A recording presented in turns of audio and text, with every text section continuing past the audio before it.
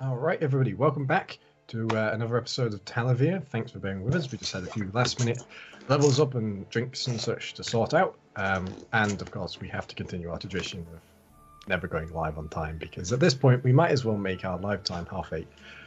So,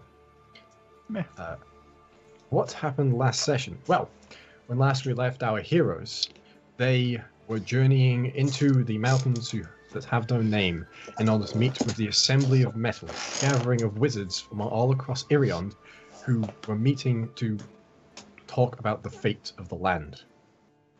They began their journey and traveled across Volt until they came to the enigmatic desert known as Eelgard's Wastes, an expanse of bone and dust that seemed to stretch on forever. After boarding magical transportation known as an Arcano ski, they zipped across the landscape, where they were intercepted by a great worm that struck down two of the Arcano skis that were traveling there, carrying their escorts, but was eventually driven off by a combined effort from the party. We left at the end of last session with them just arriving at the edge of the Deepwood, which looms behind the small outpost where the Arcano skis came to land at the end of their journey. And that is where we'll begin today's session. The hum slowly subsides as the arcane sigils fade out on the ring around the outside of the Arcano skis. You see Dromir take his hands off the controls as the skis slowly fade to a stop. In front of you now lies a very thick, dark forest. The boughs of the trees are a deep, coniferous green, and on the edge of it, in a small clearing, is this outpost. Very similar to the one you saw before, a small collection of scattered buildings made from the wood of the forest. And you can see now there are a number of people milling around inside the outpost. They appear to be building a fire in the center, and a couple of them are coming out to meet you. You see they're carrying long lengths of rope and like pickets. Dromir, may I have a word? Dromir is standing up and he's dusting off his hands. He's like, of course. What is it you wish to ask? I look around to make sure that no one's sort of stood near us as we're chatting. You've driven one of these before, I take it? Yes, a number of times, back in my old adventuring days. Right. You seem to react a little slow back there. That's all. Oh, a lot on my mind recently, that's all. Right. It's just that while it was fun, I'm sure you had a lot of fun doing jumps and skids and whatever it was that you were doing. Adara was sitting in the back trying not to vomit the entire time. I don't know if you noticed that. She was like that in the caravan as well. No, had it not been for Adara, we would have crashed straight into that worm. Oh, I'm aware of that, yes. I didn't know she was getting travel sick, though. My apologies. I can be a little distant with those things, especially right now. Like I say, I have an awful lot on my mind. I've gone from being trapped in a tower to managing an entire wizards college and organizing the largest gathering of wizards in 2 centuries. So right now, yes, there's a lot to think about. So I apologize. Right. I just wanted to make... Yeah, I just, because... Make sure she's okay. It's... While I obviously defer to you because you are the Grand Arcanist and you've been doing this sort of thing a lot longer than I have, I just want to make sure that, I just want you to be a bit more responsible, I think, is what I'm saying. Because I didn't feel like that was... And I'm supposed to be looking up to you as the Grand Arcanist. Oh, I know you've been through a tough time recently, Randall. We all have. But while I understand I may have done it a little hard considering some of the people on board, which I admit I did not know what was going on, you have to have a little fun. Pat you on the shoulder. Besides, I haven't been around that much longer than you. I'm only 38, you know. For some reason, I thought you were much older. I'll take that as a compliment, I think. Yeah. You do that. It was nice of Radara to tell us about the green smoking gas and the don't looking down. Didn't mention the big giant purple worm, though, did she? No. Not quite sure what that was, to be honest. I think we got lucky, is what that was. Well, life is just a series of lucky breaks. I prefer to think I have a little bit more say in the matter, but it certainly wasn't luck that got you in your position now. There's certainly not luck that... Good talk. Good talk. Sorry, I'm very tired right now. And this discussion, I'm not a divination expert, and this could go on for a very long time. Perhaps Dervac could help you out on that. Sorry. It's been a very trying day. You are very trying. That is correct. I walk away. Well, all right then. So, what are the rest of you doing? Well, before getting off the skiff properly, I imagine we've not been travelling for longer than 8 hours? No.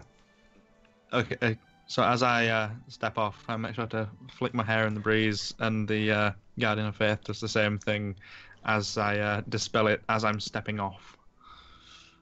Yeah. As it just for that added little breeze, the hair drifts, and just as it begins to fall again, as it falls, the magic fades away with it. Just a question, like out of game. If the Guardian does everything you do, does it mean while you were sitting there in that little skiff, the Guardian, supersize, was just sitting like this as well behind us or around you? It only mimics the moves that, to my knowledge, feel free to correct me, but it only mimics the moves that Wulfric makes it mimic. It doesn't actually even say that it mimics me at all. I just, as of last session, we kind of said that it did, and I'm running with it. Well, then how far is this taking? Do I have to imagine a sort of floating spirit guardian like this? No, the whole time we were riding on it, it was probably just really stoically cross-armed, just watching. It would be funny though if Wulfric just absentmindedly scratches his ass and the Guardian's like...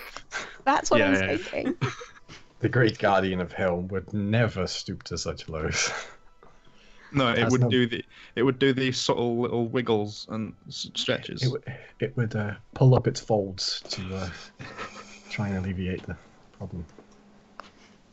This spirit garden doesn't even have us. This is going on too far. Yeah.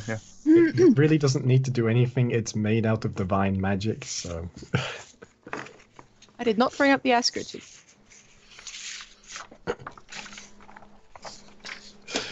Okay. So by this point, the small number of people coming over with the ropes and such have made it. And you see Dromir has got off at this point, and him and Zalent are conversing with a couple of them. And the two of those faces sort of drop as they realize that there's two of the Arcano skis missing. But very quickly they begin to set about tying down the skis,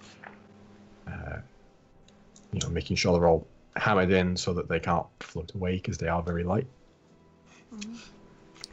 I would I assume they already know, but I would just double check with them that they know there is a purple worm in that desert just wrecking shit. One goes, yes, it's not the only one. Right, how many of them are there, do you know? We don't know. We have encountered, since we set up the outpost some 40 years ago at this point, we've encountered 7 different unique ones, some larger than the others. We identify them by the scars they have. How many skiffs do you lose? In the past the past year, the number's gone up drastically. So in the past year, we've lost, at this point now, 9. Right. Most of the time, we can drive the worms off. We're speaking about adding something to the skis to help with protection, maybe like a blister or something, but it's very hard when they're so thin. Mm-hmm. So if you have any ideas. How many days would it take to travel around? Well, Ilgard's wastes take up much of the eastern subcontinent. So you're talking weeks. To the north lies the barrier. You'd have to go over the barrier to get around the wastes. And at that point, it's easier to sail around the coast to Hjartarheim and then go down from Hjartarheim into Ulfar. But that's going to take a very long time. Yeah. Some things have to be a bit more expedient than that, especially if you're traveling to Sanctuary, which the only way to reach the Deepwood woods is across the wastes. I'll probably be half in the woods at this point, like just checking out the forest and the vegetation, collecting herbs if I can find some. Yeah, it's the forest itself. The trees are incredibly tall. You're talking the sorts of things like redwood style trees here. They're huge and they're so big that there are actual smaller trees interspersed between them. There's that many of them. And the vegetation is quite lush, although there's sort of this weird blanket of grass underneath it as well. It's not like a dirt forest floor. And as soon as you sort of get more than a couple of meters into the woods, there's this sense of unease and eeriness to the woods, this sort of prevailing sense of otherworldliness. Do I find any interesting flowers or anything interesting I can... What? You do. Could you give me an investigation check? Please? Can natural 20. For God's sake. Of course. Sorry. Of course. Our very own Still me. Alison. Only on Talevyrr. I'm never that... Never mind. Come skipping back with a bouquet. You know my Okay. bike clip rolls. They suck. Alright, give me a moment to just get my herb document up. Okay.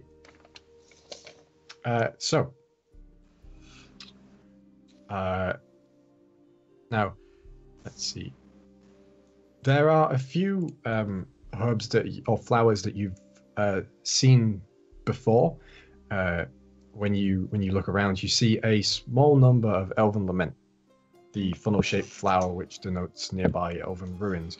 But in addition to that, up against one of the trees, covered in the sort of midnight dew of the sunset time period that you're currently in, is a very arrow-shaped, bright green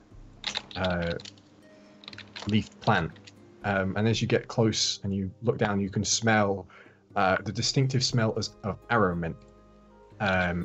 It looks like a barbed arrowhead, and it is a very strong mint flavor just when chewed. But you remember the story of one of the people that you used to travel with, who used to eat arrow mint all the time, and it numbed his mouth and rotted his teeth from constant chewing of it. I'll chew some of it. Yeah, Just it's a very check if strong. It's really that. And I'll bring back one flower of elven lament for Randolph. Okay. Just had it. Remember? Where did you find that? Just over there. Just thought of the ye olden days. It wasn't that long ago. Yeah. Well, it feels like an eternity, Well, doesn't yeah, it does. Yeah, it does. I mean, technically, we have all aged. Yes, I think so. I think we it all was aged. a year.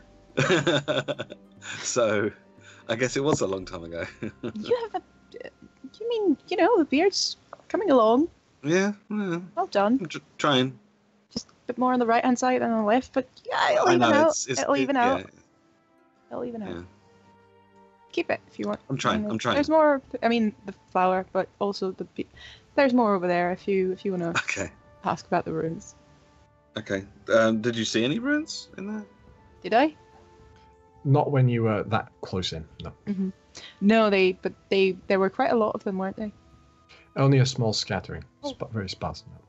No, but you can see the scattering over there if you want to check it out. Maybe ask some of the people here. I may very well do that. Thank you. No worries.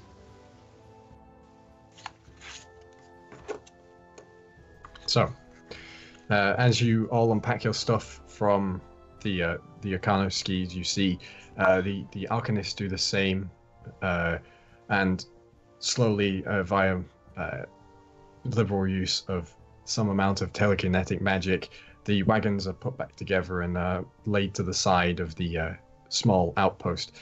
By this point in time, there's a raging fire in the center of the outpost, and a very gnarled-looking cook with a very stained apron is currently making something on a spit roast over the fire. It looks like some form of a pig. However, it has very big, long tusks, much longer than any pig you've seen before, and they have been taken off and laid to the side, and it's just going round, round. And underneath the spit, hanging underneath it, is a big vat of what looks to be some sort of soup.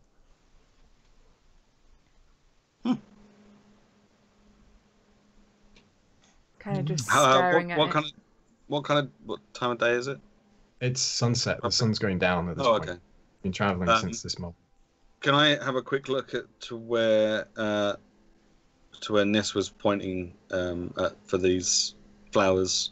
Yeah, they're very easy to see. The distinctive coloration of them. It just seems to be that there's this small scattering every here and there as soon as you get into the woods. Okay. Is there anything that kind of stands out as maybe being an area that did have some ruins in at some point, or that does have some ruins? It doesn't look to be from where you are. You make a perception check for me, though.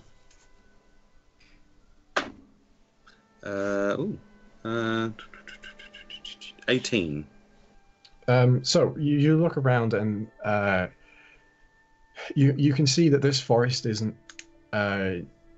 It's not natural in a complete sense. It doesn't seem normal. You don't manage to find any ruins, but looking around this forest, it's obvious that there is something strange about it. It is not a generic forest. It's not one like the ones that you found around Skiff. Is this where the sanctuary is, or is that somewhere else? This is where the sanctuary is within the Deepwoods. Yes. Right. Okay. So it might just be because that's old.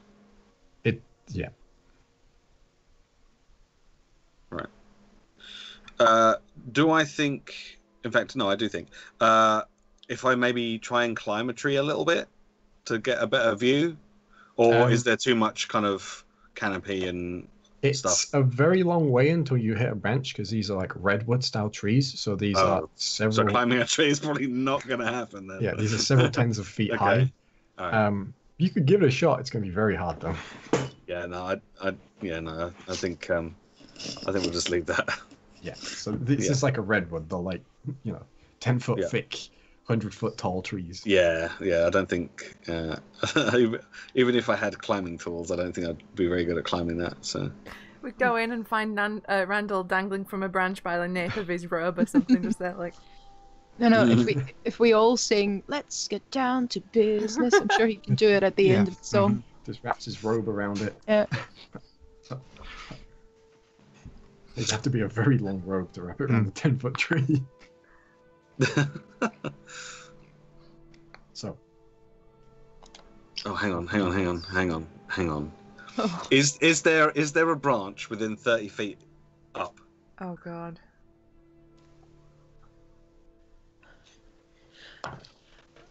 No. Okay. Then it doesn't matter. How high can you jump? No, it was. I Add was a gonna couple more feet to Misty it. step. Yeah, Misty but if you step. missed a step at the peak of your jump, you might get a couple extra feet on it. Reposition. Oh, I see. Right. I think Randall can only jump like 4 feet in the air. Well, I'd say that'd be a bit of a stretch. Mm. With a run as well, maybe. Might manage 4 feet, but I doubt it. Yeah, no, okay, that's fine. That's fine. Oh, this smells of food. Can we have food? I'm kind of Yeah, just like no. sat there by the spit, like. Does the person turning the spit, do they look very annoyed at this point? Have they been doing that for ages? No. They look just. They look disgruntled, but from the lines on their face, you reckon that's just their resting face. Mm.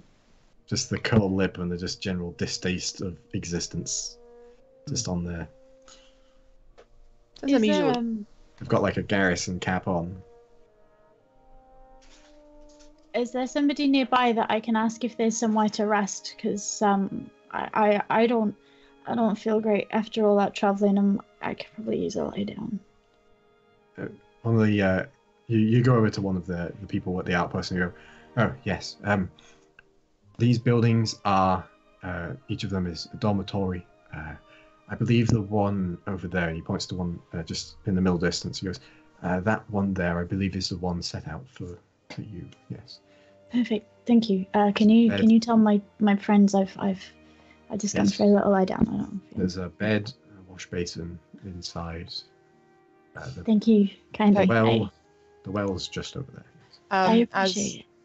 when Adara goes past, can I hand her some of the mint? Because usually mint helps with upset stomach. Like, don't chew too much, but it might help numb everything. Thanks. I appreciate that a lot. Thank you. Take care, love. I'll be okay. It's one of those things, right? New things. Always new things. New things can be good. Hopefully soon, yep. I'll head off just and pop my head down for the rest of the evening. Okay. Or for as long as the evening allows me to. So as the rest of the party, as Dara makes her way off to bed, the rest of the party, what do you do? I'll sit around the fire and have some food if the food is available, and Mm-hmm. just So listen to the stories that are going around. You sit by the fire. The mood is rather flat. Many of the people here are sort of lamenting the loss of their comrades as as 2 entire skis of them didn't make it across.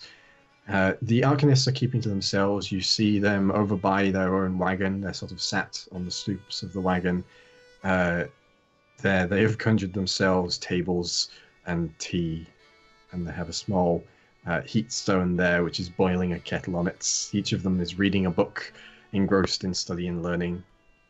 But Dromir has come and is sat with the rest of you all.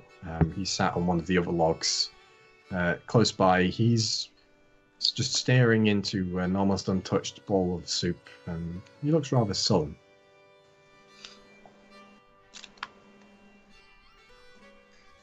Yeah, I'll go over and sit next to him right up. Probably for the best. Yeah. As you go down and sit next to him, he doesn't seem to respond to you.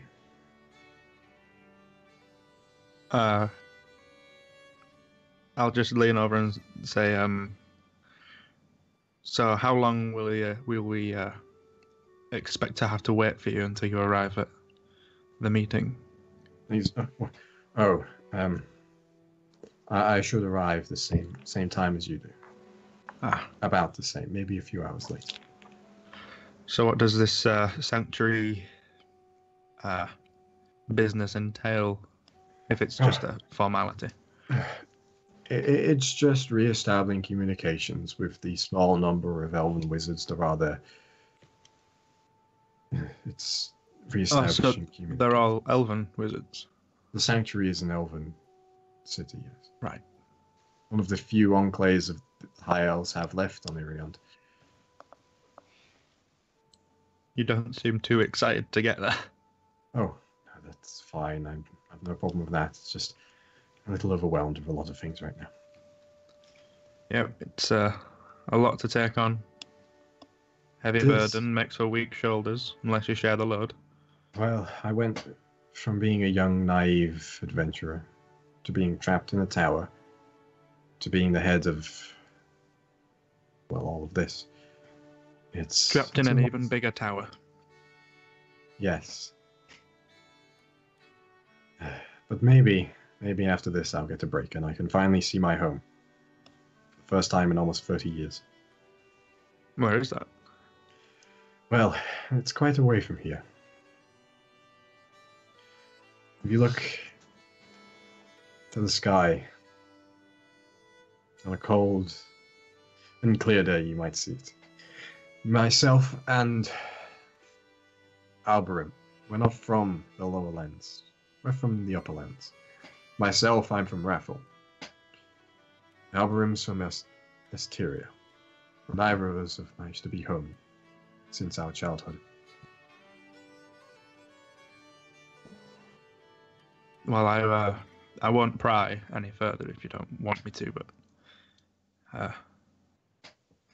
yeah, it's an interesting place by the sounds of it. Some entire continents floating in the sky.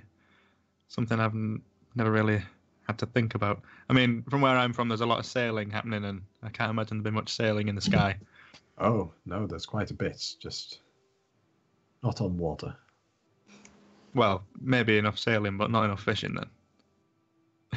You'd be surprised. You'd certainly be surprised there. You'd need some long line then. And a very strong arm. I just give him a little friendly dig in the shoulder. So, cheer up, come on. You need to meet the elves. Nice smile on your face, come on. I'll be the only one smiling in that room. Well, you never know. A smile is infectious. And the elves are seemingly immune to disease. Seemingly. I've met enough of them in my time. And he just sort of shoots a wary glance over at Tae'la. Meanwhile, she's picking meat out of her teeth. She's being so, like, just gross.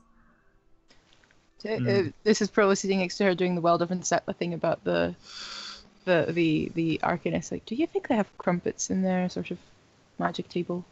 As you say Party. that, one of them opens up like a bread bin and takes out a crumpet. Fucking knew it. Fucking knew it. Look there. Oh god, they upset me so much. Another one of them is sat next to a table that has a huge spread of cheese and biscuits. And it's spreading one. Some cheese. Who the fuck cracking. are these people? A bizarre, interesting bunch. Esotir is reading 3 books at once. Yeah. 2 of them are floating. Are they all reading just now? For the most part, yeah.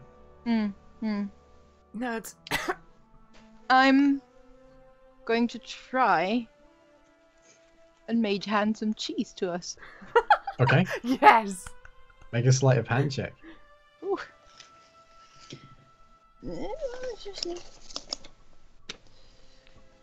22. 22. Okay. So as your ghostly hand reaches over, picks up a sizable block of one of the cheeses, gently slides it back over to you until it pops into your hand, and it's a marbled with blue veins of of a blue cheese. It's quite a sizable couple of inch chunk of cheese. It's very fragrant. Cheese? Tae'la? Just break a chunk off. Anyone else? Cheese? I'm good, thank you. Totally not Well stolen, done. Wulfric, I promise. It's legit. I saw her buy it and everything. Yeah. I'm fine. You like the cheese. Come on, you want some cheese. Oh no. Oh, I get the dad look again. Never mind.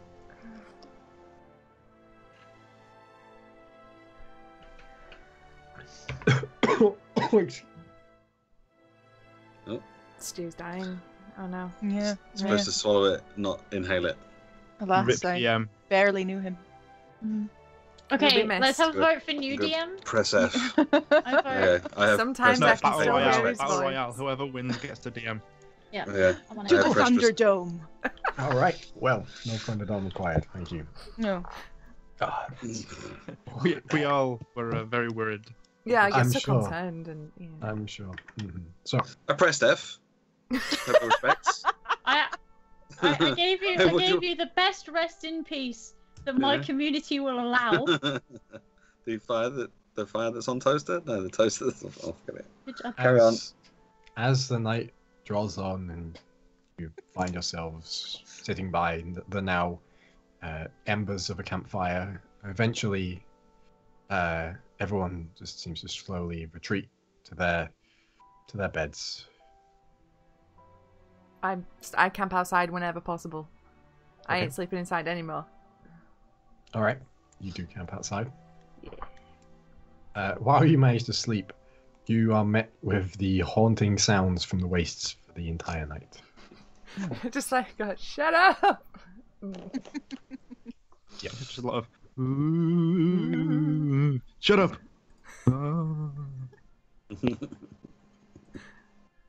It's like a Christmas Carol for Tae'la. Molly and Molly. Oh. Yeah, the Muppets version. Yep.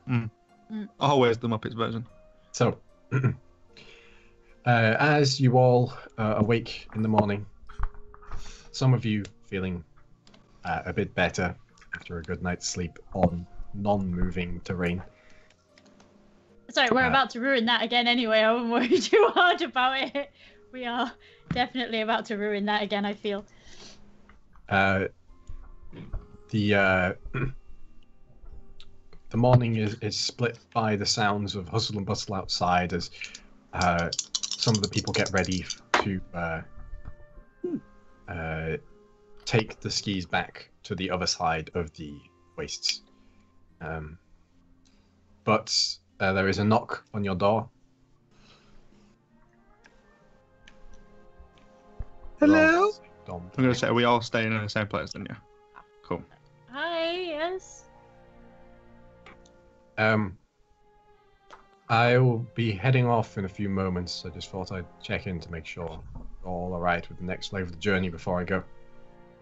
As long as someone knows where we're going, Mm-hmm. The Arcanists do, yes. then we'll be fine. Oh, good. Yep. Right. Any worms on the way? I guess I'll see you at the summit then. I offer out my hand and say, "Don't forget to smile." Didn't open the door to him. Oh, I thought we did. I opened the door and shake his hand and say, "Don't forget to smile." He's just stood there and he's holding the broom in one hand. He's got Doing a spot of cleaning before you go. Oh, no. It's a rather peculiar form of transport, but it's an effective one. Is it How- steady? I will have some blisters by the time I get to the summit, that's for sure. That's nothing. They give you character. Let's just see. Is it steady? Like, do you? Can we all just? How can you get transport with a broom? Like seriously? Well, you'll see. Can any? Is I it want like to the? see this. And he puts the broom between his legs and begins floating off the ground. Now, while that is quite useful and cool, it doesn't half look a bit ridiculous. I know, So- that's part of the problem. I want one. Seeing this, I'm gonna rush forward, throw myself at the floor, and waggle my arm underneath. I'm gonna lie on the floor and waggle my arm underneath the broom to feel if there's anything like underneath him. Just underneath this entire unit. You throw yourself down and there's nothing there, and Jeremy just looks down and he goes, Dara, I don't mean to pry, but... There's nothing there! Okay. It's a broom that flies. It's. There's not any. I take it on if you've seen a broom before. Oh no, I've seen a broom. I've never seen them fly. Oh, that's... quite a complex enchantment. How? Would a chair Where? not How be- much? Would I- a chair I- not I make don't- more sense? I don't know. This is a loner. Do we have Get these to do? Why have we been on stupid skis? We had to go on the fake horse thing. Look at that. There's only one. But I mean, we for can now. all have one. Can you I enchant anything to do that? I don't think so, and I'm not aware of how many of them there are. I do believe the enchantment's very expensive. Hmm. They And say this this one is- isn't mine. Mental notes. There's a caps lock broom with 3 exclamation marks. Right, ×2, if you don't mind. How fast did does it go? Did we have Not pillows, particularly fast. pillows or blankets on our Can you do the beds? thing? It's like a thin sheet with a straw pillow. Can you do like loop around and things? Can you I do will pick up the straw pillow and I will kind of fold it in half, and I will hand it to Dromir and say, "This might save you some blisters." Perhaps a couple, yes. Yes. tricks? Looks ridiculous. Still cool. Hmm. Still cool. I think I looked ridiculous enough as it stood. with my I legs still think a spread. chair would probably be more comfortable to enchant this way. There's I- nothing there. I don't The- know how the the thing is- enchantment. The thing Lo is, and that behold, if we Can ever you do that with find a any magic object, carpet- technically speaking? Like I said, I don't know how the enchantment works. Oh, this is. thing is, Adara, wonderful. if we'd had one of those, you would have had to have driven it yourself.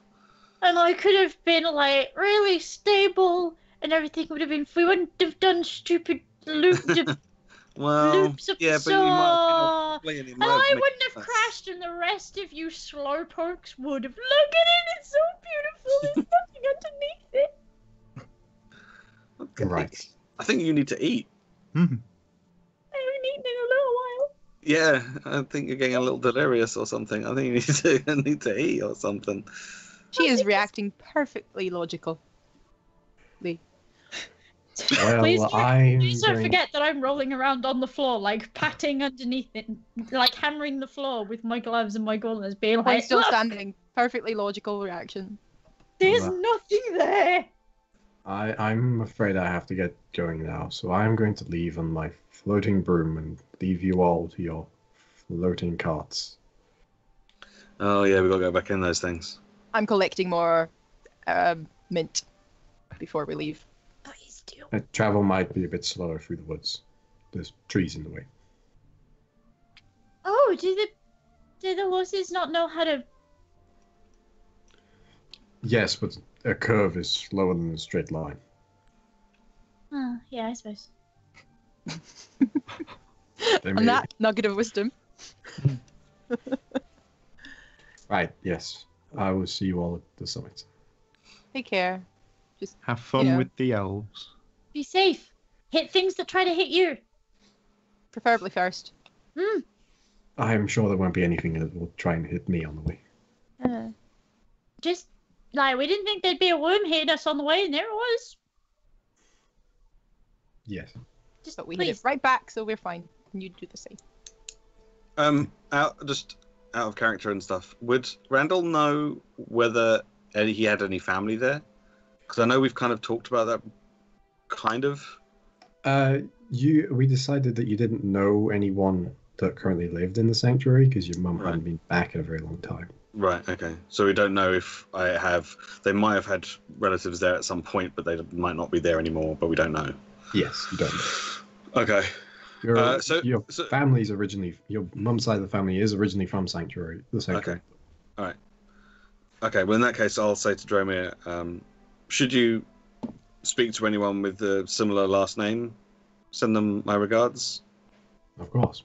My mother's side of the family is from that area, so I'll make sure to pass on your message. just tell them Any that of this.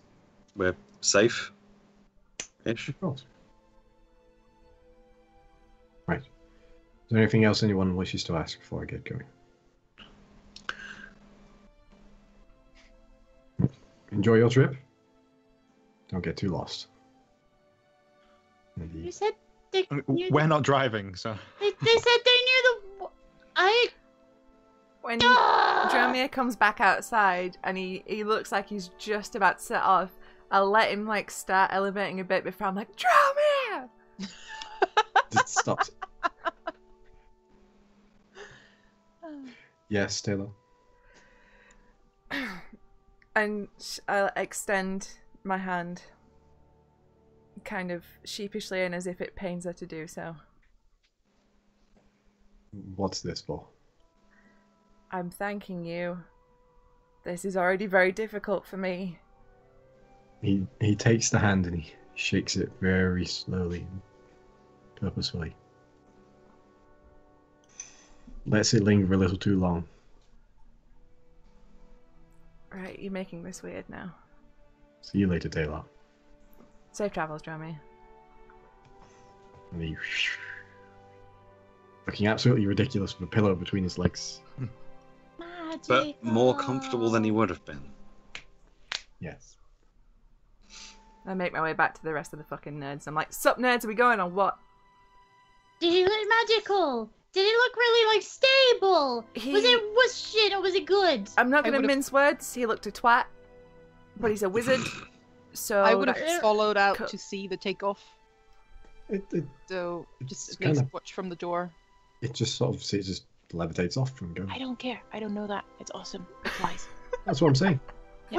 Was it steady? Would I feel sick? Was it good? Did he look good? He looked good though. Good. Mm. Yeah, she was Well- right. Twat is the yeah. Right. A stable twat. I mean, I don't Stable know twat. There we how go. much That's what I'm practice has he looking had for. though. He might have had a lot of practice. It might have Breakfast? taken Did years you say of practice. breakfast? How much breakfast has he had? We also get breakfast. Good God. He could feel better. Sure. Although we do have to ride in the pony carts again.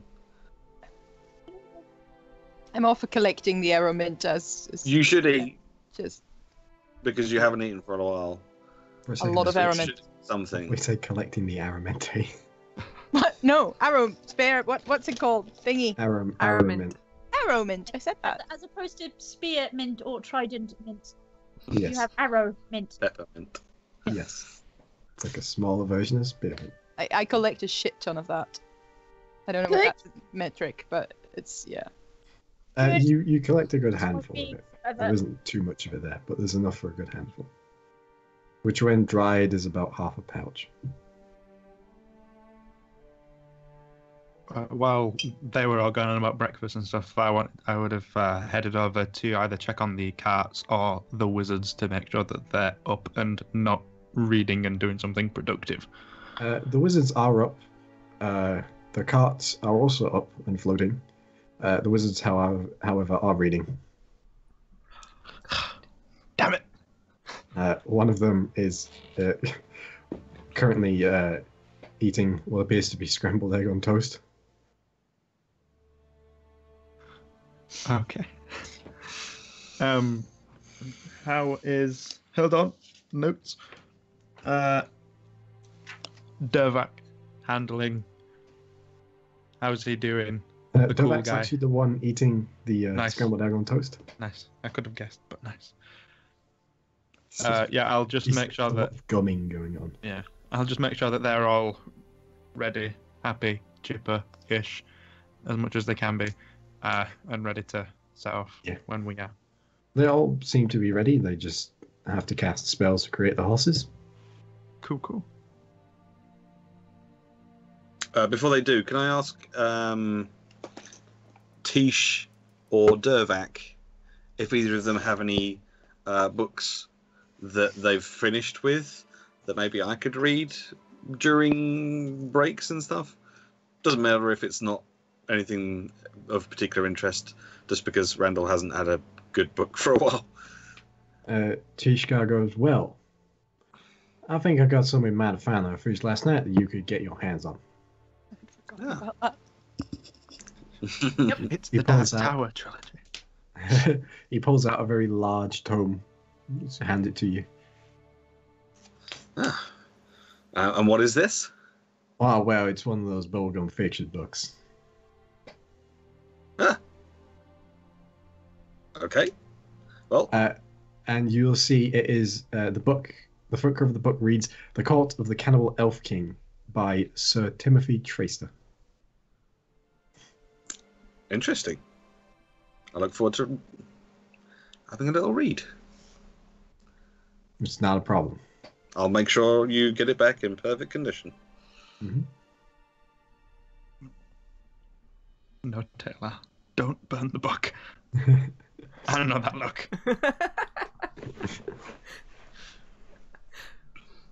So, you all gather your things up and make your way to the carts. Is there anything you'd like to do before you set off? So, where the horses should be, Adara's just gonna quietly shake a fist, just gonna point, take a deep breath, and then get ready to leave, then get ready to depart. Oh, you wanted? One moment. Let's just go to a quick break. Okay, let's go to Apparently, break. phone's ringing. Okay.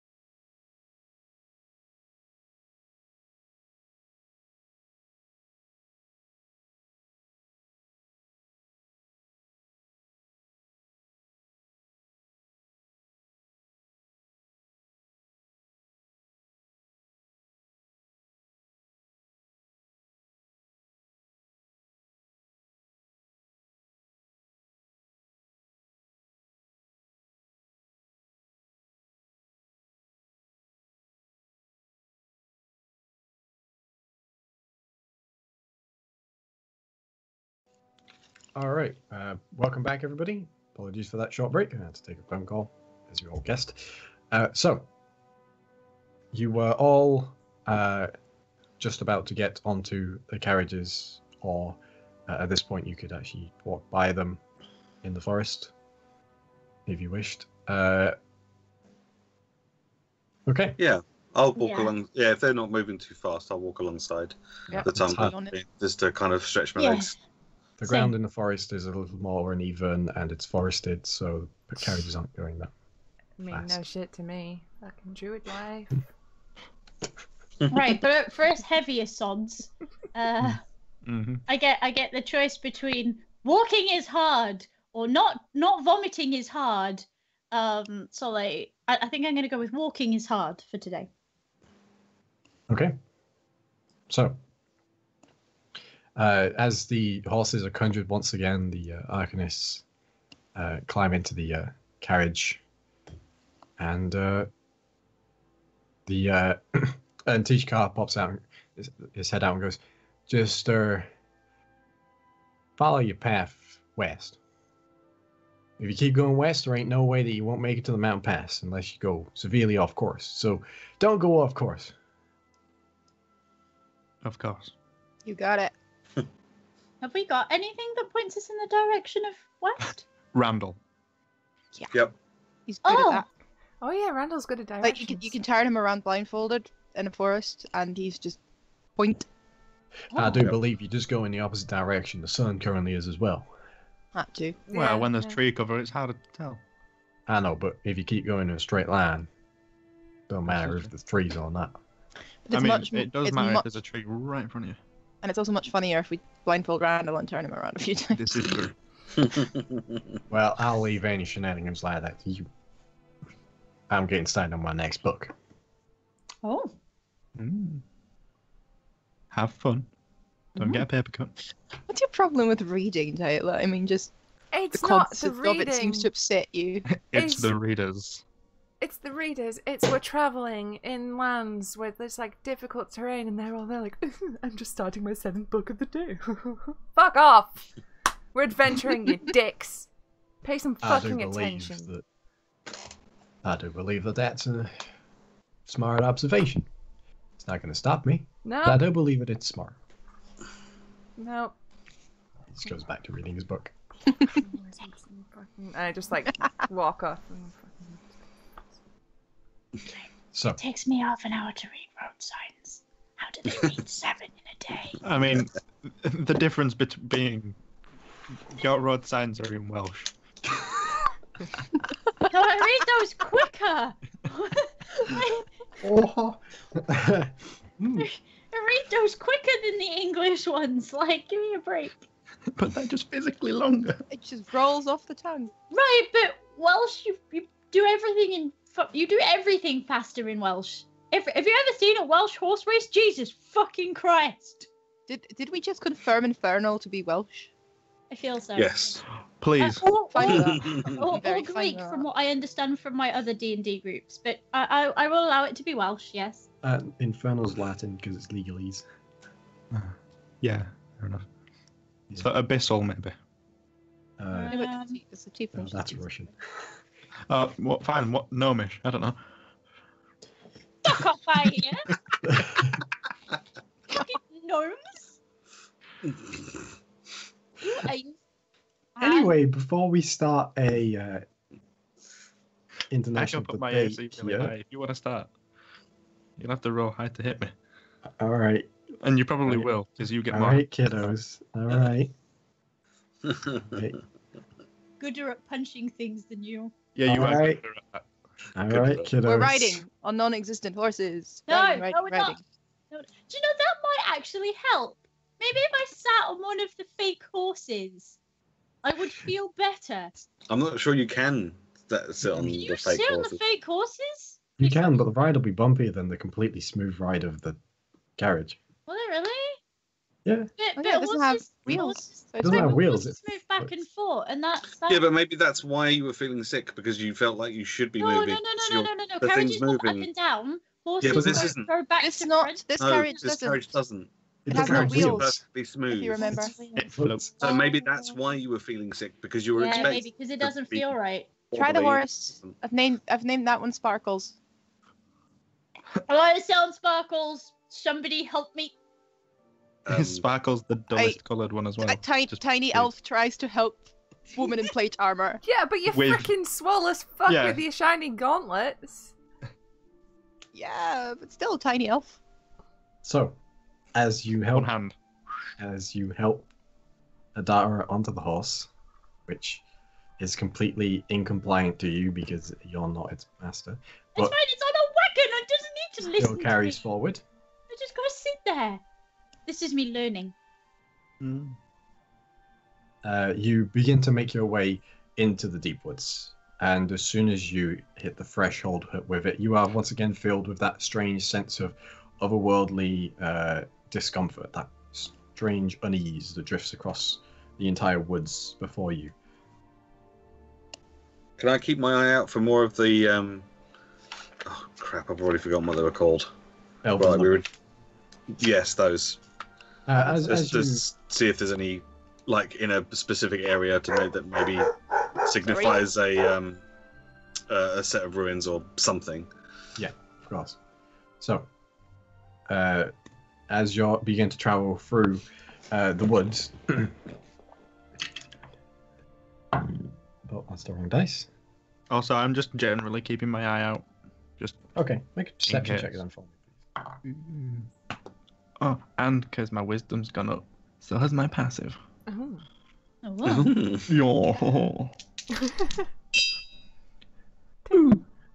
Yeah. Yeah. Perception.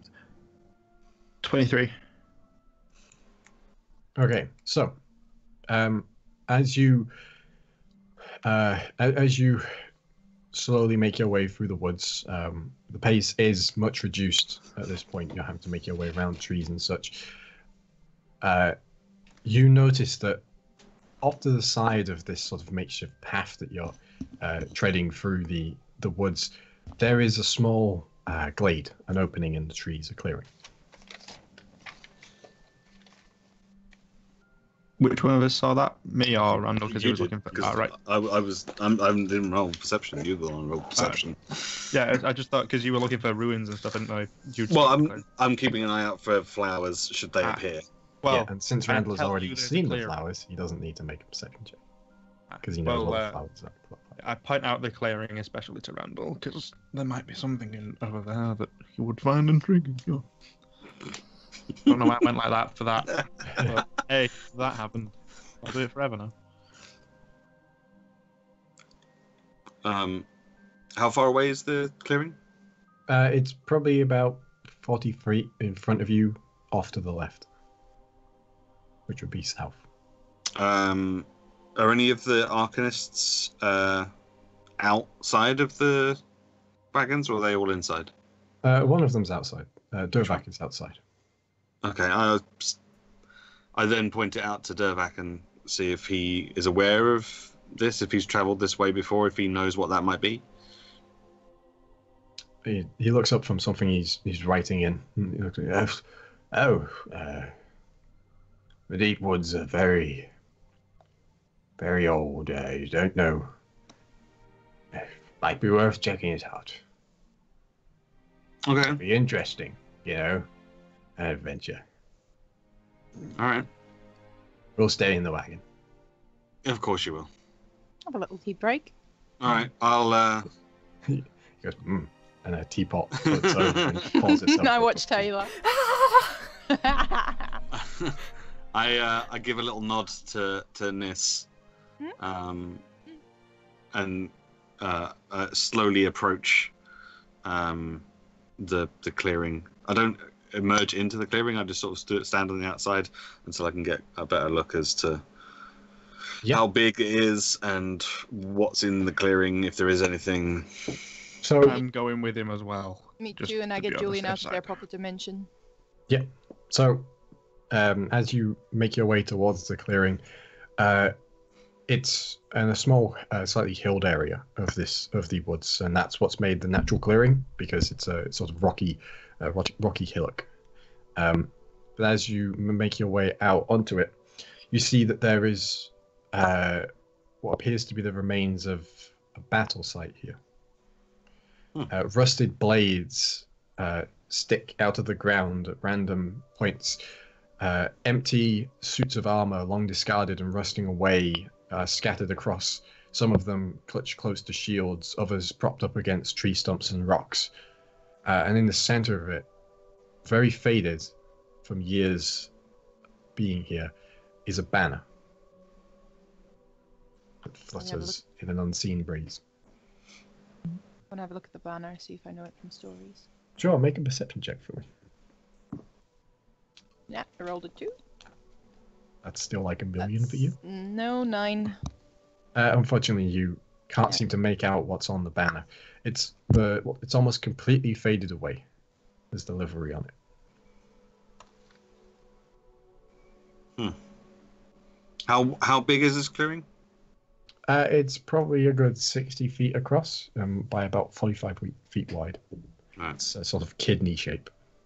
Right. Are there any sort of remains here, like skeletons? It doesn't seem to be, no.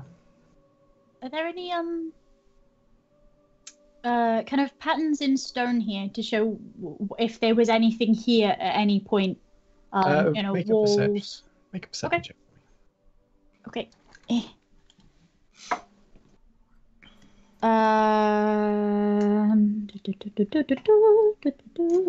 Ooh, 23. So, while the area is quite rocky, it's natural rock. There isn't much in the way of anything to show that there is anything created here, anything manufactured. There's no remains of walls and such. There's a few bits of like what looks like metal clamps and metal support struts that are from something wooden that was rotted away long ago. By the looks of it, it was wheels and the support struts on wheels and the banding on the edge of the edge of wooden wheels and such. Did we make anything else out on the banner? You can make a perception check to see if you can see anything, but that will be the last perception check you can make as a group. Right. Is it worth you first walking up to it to be able to? Yeah, go on then. I'll get closer. Yeah. So you make your way into the clearing. Mm-hmm. And as you can see now, you look upon the remains of what very definitely looks like the remains of battlefield. The blades are long and curved, much like you've seen in the hands of elves. Right. But they are very rusted, very old. Anything that's not metal on them has worn and corroded away, and the metal isn't that far behind. Right. Okay. I'm assuming does the armor look relatively elven too? The armor is relatively elven. It's very hard to make out much on the armor because of how rusted away it is. Yeah. Okay. Yeah, I'll have a closer look at the banner. Mm-hmm.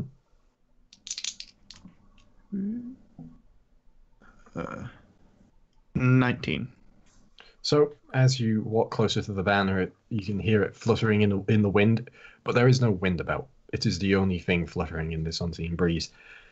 But upon it, you can see a something which is familiar to you because it is part of the sigil, the emblem of your realm, of your family.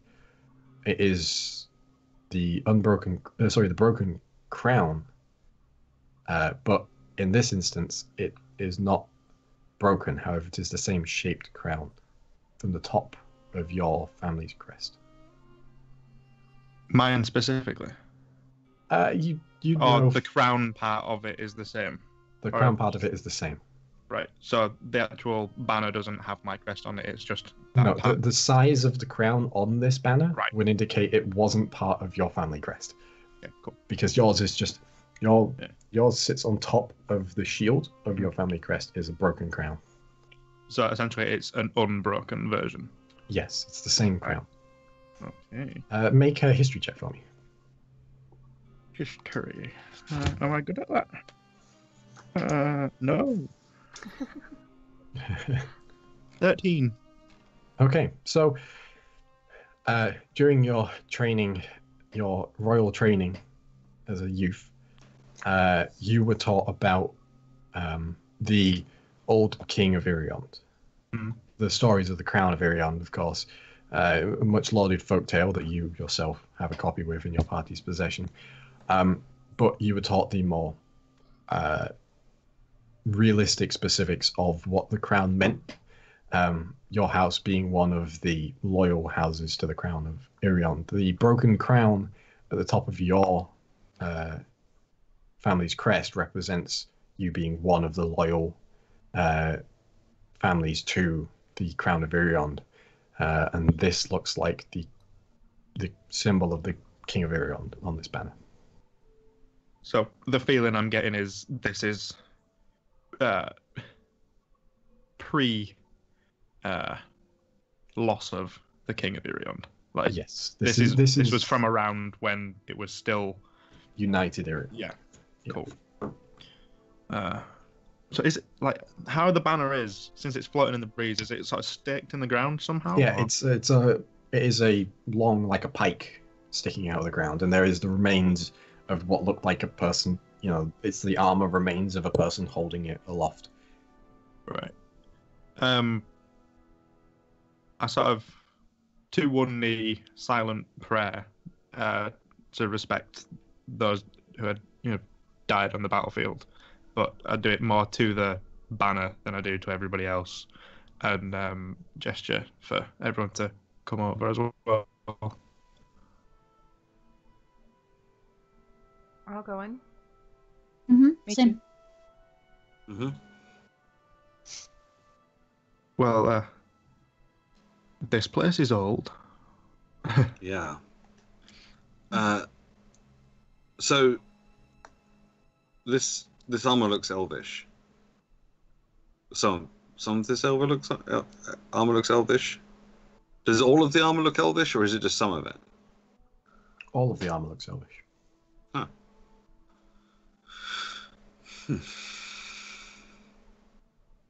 Maybe they came from the sanctuary. Maybe. I don't know how long the sanctuary has been there for, but I know it's been there a long time. What killed them? Because you'd expect if it was like another army, there'd at least be some fallen from that side.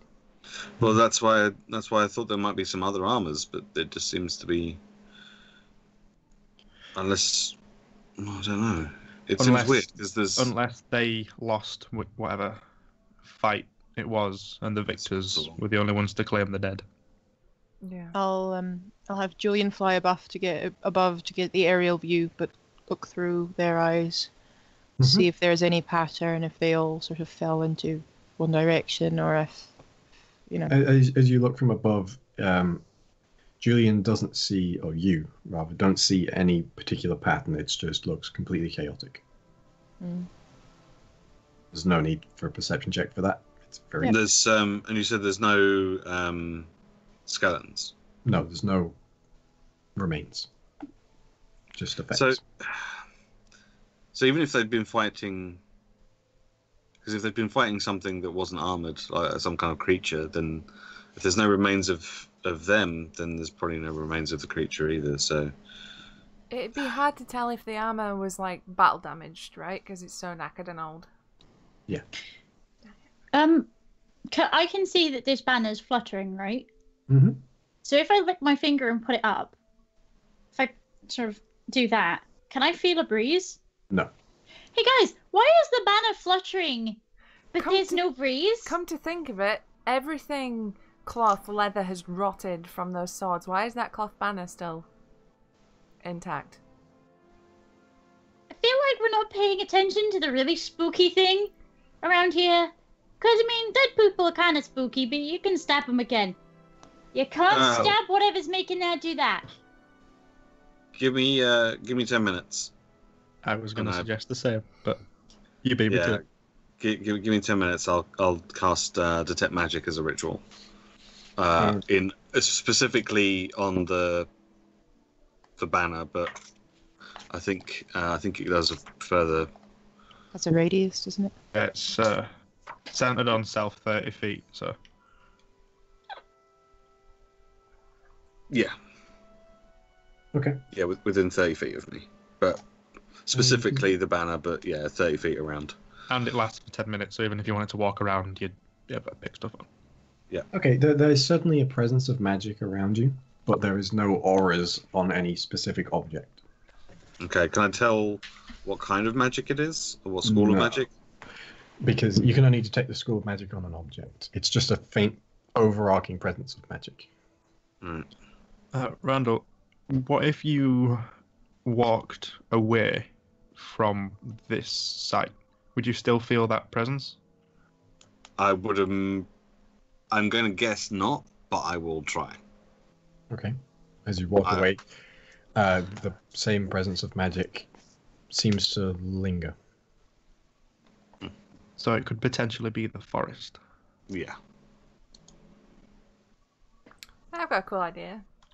Touch it. Touch the banner? Yeah. You touch the banner, nothing happens. It's definitely haunted then. Can I kick the banner out of the ground Yeah? and hold it There's a- aloft and be like, "Hey!" Does that do anything? There's a slight clatter as the armored gauntlets that were holding it fall to the ground and smash apart. As you hold it up, nothing happens. It continues to flutter. Hmm. I mean, we literally do have a caravan full of nerds like 2 minutes away. We could grab one Okay. of them. I'll be back in a minute! And I'm gonna run with the banner in hand back to the wagon. And I'm Okay. gonna shout, "Nerds! Nerds! Nerds! Nerds! I need a high nerd! Please! I need a high nerd. Not the mean one! One of the nice ones, please! Can you come and help me?" As Durvac is still sat on the back of the wagon, he looks over and goes, yes? Okay, you will have to excuse me because I'm not familiar with the magics. They make me a bit uncomfortable in my heart. But this banner flutters by itself, and I took it from what looks like a battlefield just with elves on it, and I'm thoroughly confused. Can you tell me more about this and maybe why it's moving by itself? Is it still moving? Yes. Yes. Still fluttering. Young miss. Yes. This forest. It is. Whoa! Whoa! Are you gonna tell me a long story? Because if you are, and it's gonna be important, I might not remember, so I'm gonna go grab somebody else who will remember. I would have gone anywhere. Okay, that's fine. This forest is very, very old. From the time before, well, whenever. It's magic. The forest is magic. Perhaps it is just the forest remembering the fallen. It will be wise to put it back. Yeah, but why is it fluttering by itself? Because that's why I brought this here to speak to you, because I really want to know why it's fluttering. I'll run it back, and then maybe we can work it out as a team. Great, okay, thank you so much. I need to run back and put it back to where, oh god, where was it? I need to, okay, yes, I'll be right back. And I'm gonna run back. I'm gonna grab Randall, like, by the shoulder and be like, okay, you're really good at places. Where did I get this from? Just over there. Okay, and I'm gonna stab it back in the ground again and kind of step back. Feeling haunted, Adara? On a level of 1 to 10. Okay, no. How cursed are you right now? No, Kirst, don't say that. So, Derek says that this forest's really old and I should put it back, so it... Oh. And I mean, this is a battlefield. I wouldn't want live people nicking my dead things. It's not how it works. Suddenly I see all skeletons in any game I've played ever in a new light. Stop trying to nick me things, you Wait, live bastards. If you had a thing and you were holding on to it so hard that you still made it live even though you were dead, would you want people to steal it? No. So we should leave this here. because they're making it, and that's important to them. Fair point. I don't know why it's doing it, but it's clearly important to them that it does. So we should leave it. Which way, when it's flapping, which way is the wind that doesn't exist coming from, or is it just all over the place? It changes every now and again. Oh, okay. It's always flapping away from you, so it looks very regal as the long banner. I was So really, it's, really long. it's a style choice. Yeah, it's banneret Dope. Right. as it flickers out. Okay. Well, that's that. Onwards. There might be more of that. Yeah. Maybe. I'll druid craft like a little flower and leave it at the bottom. Just as a little That's a nice thought. mark of respect, even though we've desecrated this, stomped all over it. As you get back, Durvac is like, you found your first intrigue in the forest. I mean, I guess. Forest in general, no, but this forest, yes. Yes, deep woods are very old. It's old It is. magic. Old magic, yes. Not House of Copper magic in our ivory towers. I thought it was copper. It's... Never mind. Kind of give Wulfric that look going, oh my god, he's sassing him. With a smile. I'm having an influence on him. Acceptance of Tae'la diplomacy increased by 10%. Right, shall we Help continue? back onto Sparkles, Gara? I'm sorry, what? No, I wanna I'll walk and I'll keep an eye out for something similar because it doesn't feel right here. And I mean, it's one of those things where I want to make sure that everybody's, okay. Because there's something not right here. So somebody's not okay, So, The dead As you people can- over there. Well, they're okay because they've got their banner back. as you carry on deeper into the woods, the sounds of nature around you, the birds and the trees and such. Time passes as you make your way across, but after a while, coming up just to the side of the caravan, you see another strange sight. This time, not in a clearing or anything, but as the caravans pass by it, you see slumped up against a rocky outcropping, being reclaimed by the roots of a tree, is a very large, 20+ foot tall suit of armor slumped up against this rocky outcropping. Okay, you want to take a bet that thing comes alive and is trying to kill us? Dude, I don't care at this point. That thing's cool. No, I think we're It's fine. Uh, And I point out that the nature reclaiming. I'm like, nature's got us. Don't worry. Chill. yeah, nature's been so nice to us lately. Just ever, always, Hey, It gave us the mint. Can't even argue with that. I gave you the mint. But yeah. No, but No, I know what you mean. You're right. Still. nature isn't kind or harsh to anyone. It just is. Mhm. You know, it just so it doesn't have favorites. Not even druids or no. wood elves or. Just people it hurts less. Not even that. You know, it just is, and it's what you make of it.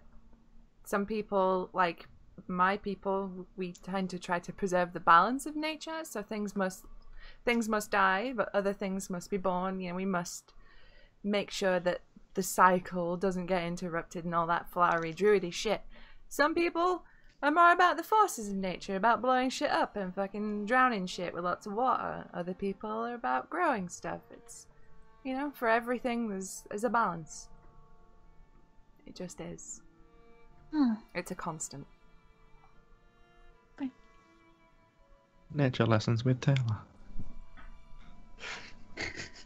And as the carriage continues on and leaves the armor behind you, the sense of unease begins to grow stronger.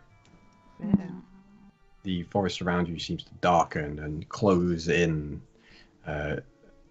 metaphorically. It's a feeling of closing in upon you. So that nature of yours is just making me feel super comfortable right now, Tae'la. This is something else. This isn't.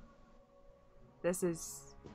We felt uneasy the moment we stepped into this forest. This isn't like normal nature shit. This is something else. Told you, somebody's not right. Remember the Glen? Mm-hmm. This is like that. This is uneasy. This is an external force. Something that's not just nature here. There's something. I don't know what it is, but I don't like it. Either way, I start having Julian fly above, bit ahead to scout. Okay, have Julian make a perception check for me. Yep. It's a 7 rolled. Doesn't Julian have advantage on Ooh. perception check? Does it has advantage? Yes, and sight. That's better. That's an 18. Woo. 19 plus wisdom. Okay. Mhm. So as you carry on... No, sorry. 21 because he has +3. They have +3. They have +3. So as you carry on, it's not long before Julian reports back to you that there is something ahead. There is another clearing. Another battleground? No, a ruin.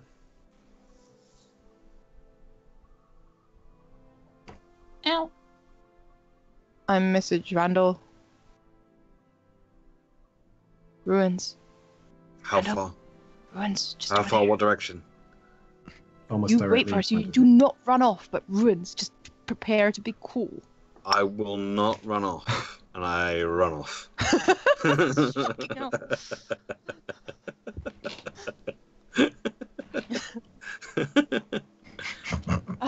Ruins. Randall's gone. I run after him. Fucking wizards. Fucking druids! And I run after Tae'la. Fucking people. I'm Somebody a comes in. fighter, you knob! You could have at least used the word for it. I'm a could've. fighter. I really could have. I didn't. Combo breaker. So, as you enter the clearing, Randall obviously coming up first, there is what look to be the remains of an old building here, an old round building of sorts. Heavy pillars laid on their sides, broken into pieces where the stone blocks were originally put together. There is a circle of stones at the center of which there is a small stone plinth, atop of which is sat a lit lantern. Ooh. I'm just going to skirt around the outside just to kind of get a better look. Does the building, the round building, does that look like the building that we found in the glade that time? It's hard to tell because the remains of the round building constitutes about a 4-foot high wall Oh, okay, fair enough. in a semicircle. Right, okay. But does the stonework, does the stone that it was made out of, does that look similar? Make an investigation check.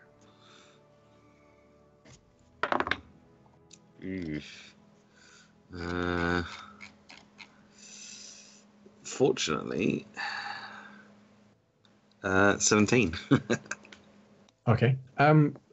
It does not look similar, no. Oh, okay. It's a much more natural color to the stone. It's not the white of the ones that you've seen before.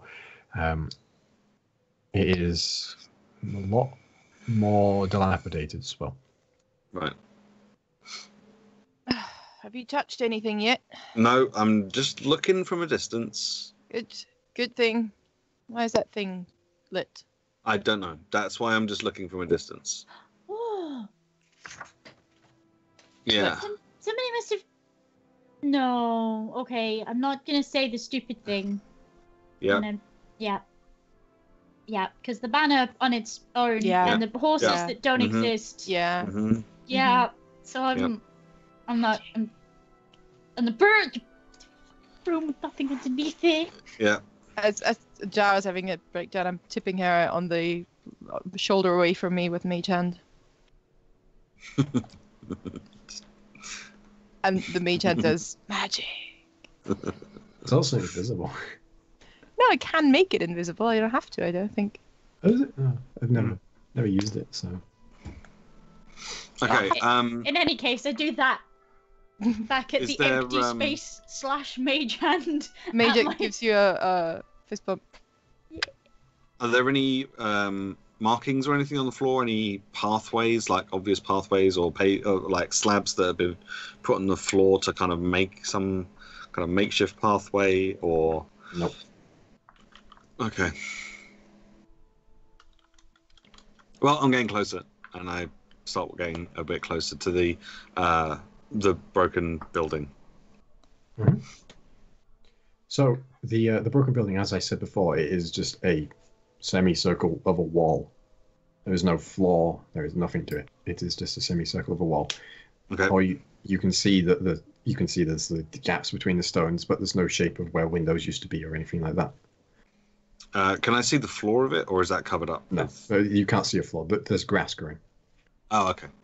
I'm just gonna, as I walk past it and around it, I'm just gonna run my hand across it just to kind of get a feel of the texture of the stone, and just to see if I get any kind of magical vibes from it, just from touching it. Aside from the sense of general unease about the entire place. No. Okay. Are there any straight lines coming off the semicircle at all? So it's just this one structure, and that's it in this. There are a couple of pillars which have fallen over. Uh-huh. And then there is the circle of like slabs, stone slabs, Yep. and in the center of which there is the plinth with the lantern on, and then to the side of that there is a semicircle of this semicircle wall. Everything apart from that is grass or tree. Is it like an oil lantern, or is it like a candle in a lantern, or? It's a very ornate golden lantern that has like what look like long frond leaves made of gold wrapping around the glass. You can see a thin flame flickering in it, but you can't see what's lighting it. Like a long thin flame. Would you regard a tree as a plant? Yes, a tree is a plant. Sick. Okay. I would like to cast Speak with Plants. Okay. Ooh. So I'm just gonna go up to my nearest tree that can see the lantern, that's in front of near the lantern, Mm-hmm. and be all like, hey, how long's that lantern been there? You feel the presence of the tree in your mind. You're, oh, that lantern has been there a very long time. Right. Do you know who placed it there? Yes. Can you tell me who it was? Yes. Who was it? A young elf. A young elf. Yes. Can you tell me what they looked like? Shit. Yeah. What did they Good look job. like? They were young and elvish. Tired eyes and black cloak.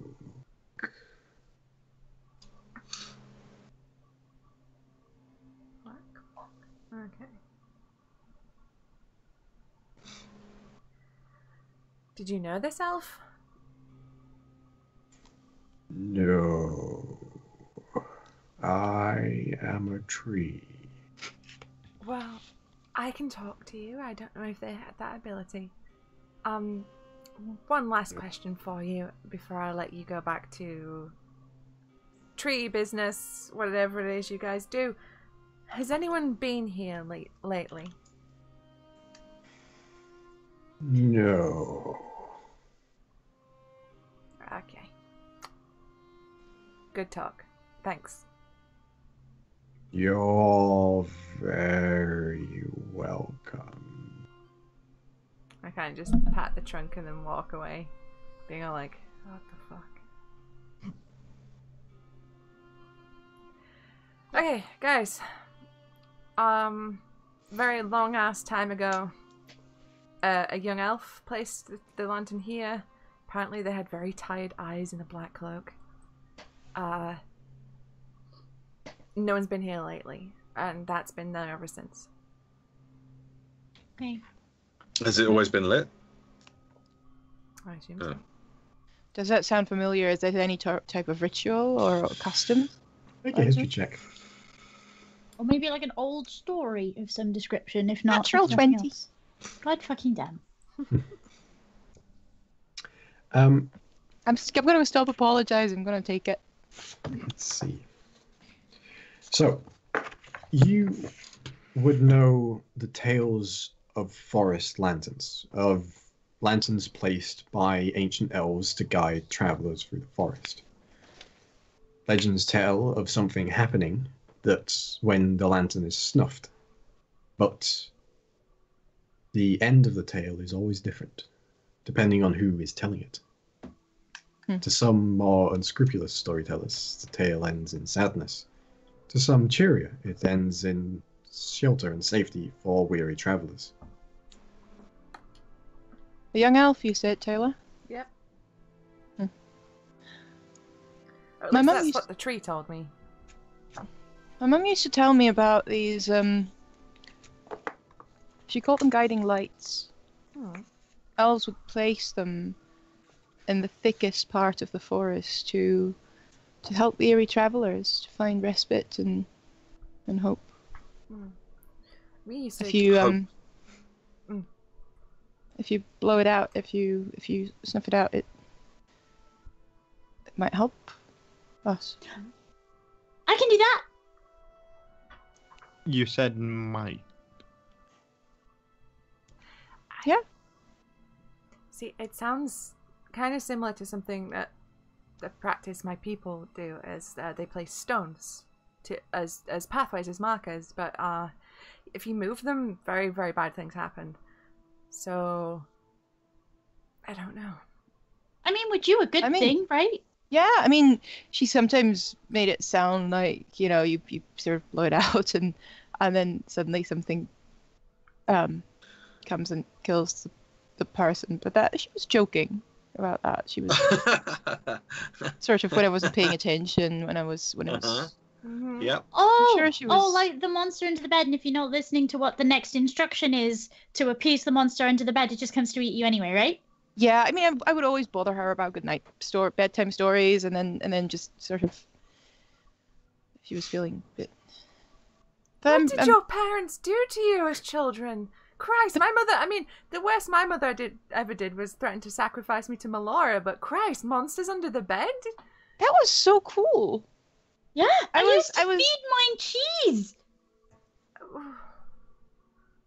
Ooh. I have cheese. You have cheese? Yeah, want some cheese? Oh, yeah. Can I take a closer look at this lantern, like real, like Slowly up from the close? dark. I don't want to touch it. I just want to get a much closer look at it Okay. and just kind of see what where the flame is coming from, if I can. From the shape of the glass, it's unfortunately impossible to tell from the outside where the flame is coming from. But you said it had fronds on it, right?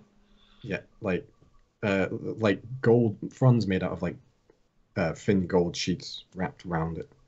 Oh. So like a blossom of a flower. I think you can just press to digitate it.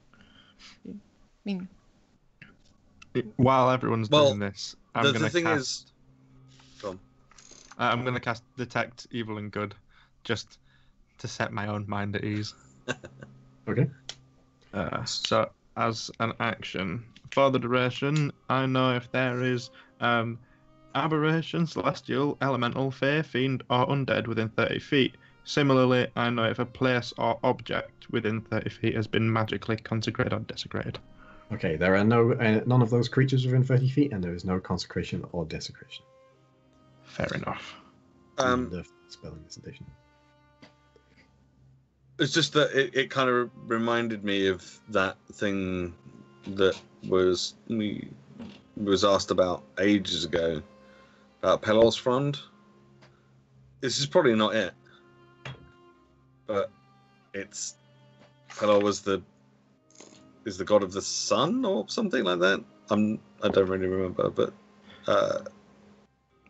it's got a fronds on it and it's light. Mm-hmm. And I'm worried that if we put it out, we might not be able to light it again.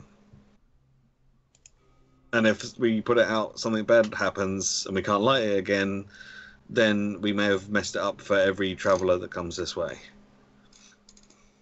But something good might happen. And we're due something good, right?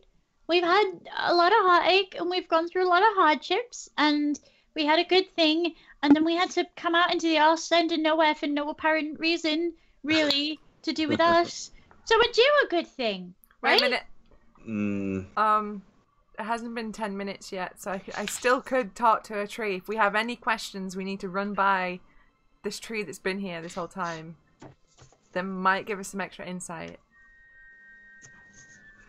What'll happen if you try and blow it out? Yeah. Has anyone blown it out before? Right, and if so, what happened? Fly up to the tree. Hi, sorry to bother you again. We just got a few more questions.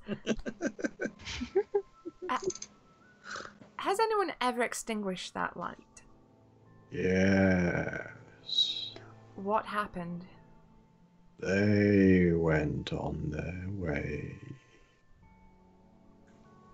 And Who was it that extinguished it? Sorry, I can't hear that you're saying what the tree's saying. Can I? Sorry, I'll shut up. Okay, first question. Ooh. Did it relight itself? No. Okay. Who relit it?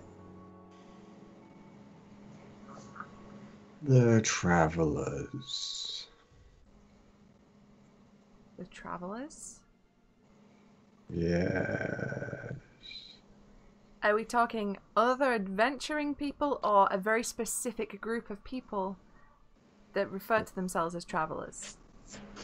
We need specifics, man. I'm sorry to bug you, but I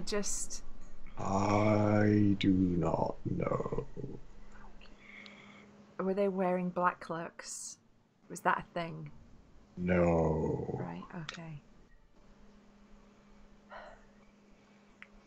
Did anything terrible happen to anyone in this glen, this little area? Did someone, like, extinguish it and blow up or something? You know? No. Okay. Alright. You sound tired. Travel. They travel. Got it. Okay. Thanks.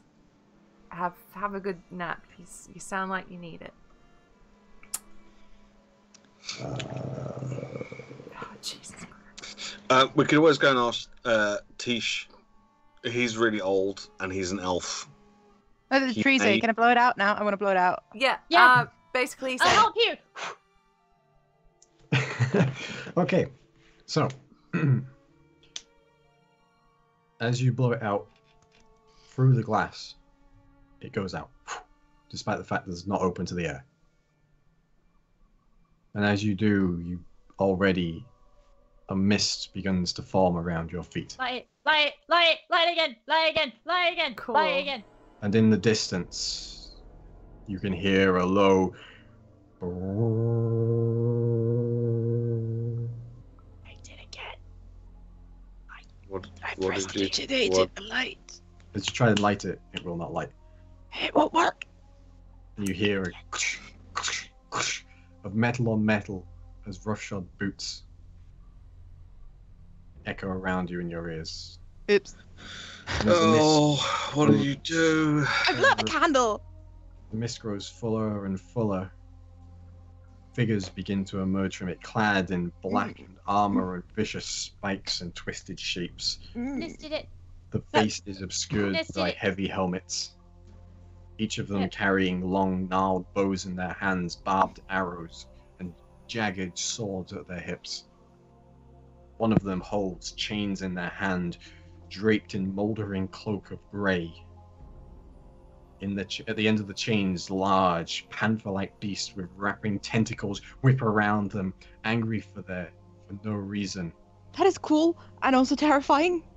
And as the one in the cloak steps, looks around.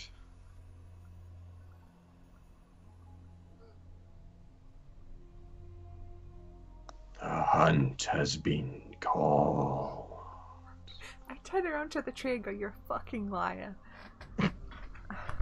Tree goes, the travelers are here. You wanker! I fucking dickhead trees. Right, we're gonna cut that tree down. if we survive this. Make it. Yep, Where are we cut that tree down. Hi, who are we hunting? We're hunting things? Yeah! I shout to Dervac to get inside the caravan.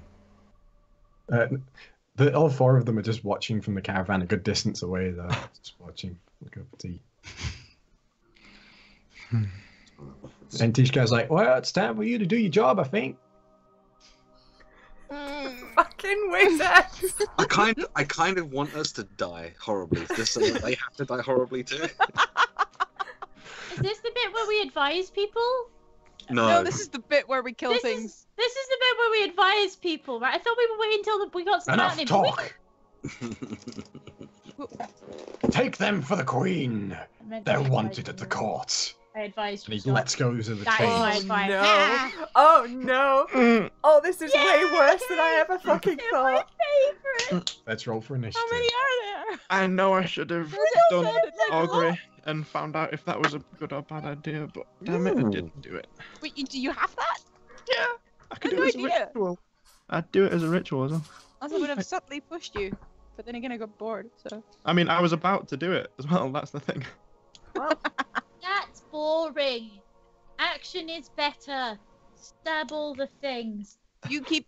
Let's see. Yes! We need to try out these new Stab. level 8 abilities, that's all it is really, isn't it? What new abilities? I'm really glad that you have new things. I just stab things still. You just stab things slightly better. No.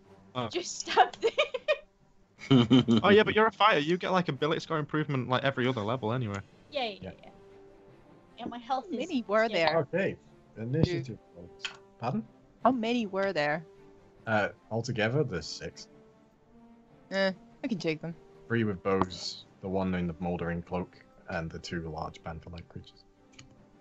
Yeah, panther-like creatures with tentacles. Yes. What could go wrong? Ah. Do you want a list? Ah. I don't think we have that much time.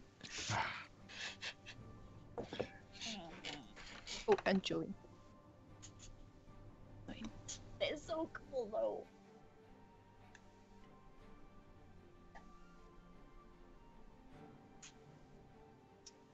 I always forget that they've got an extra pair of legs. Yep. Is it 1 extra pair of legs, or is it 2 extra pair of legs? I I can't remember. can't remember. Changes Lots. every edition. All right. Plus they're so blurry you don't notice. So, 25 to 20. 21. Nice. The only nat 20 I'm gonna roll. It's for initiative. Oh, puppy. You just say puppy. Because I always say that when I see No, it's kittens. Go No, I stab said- your kittens. All right, 15 to 20. 19! 18. Me too. Yeah. Yay! We have stupid ideas together and we do things together. The lowest dexterity. The 2 lowest dexterity people are going first and second. It's great. Tae'la, what did you get? Not too. 5. Big 5.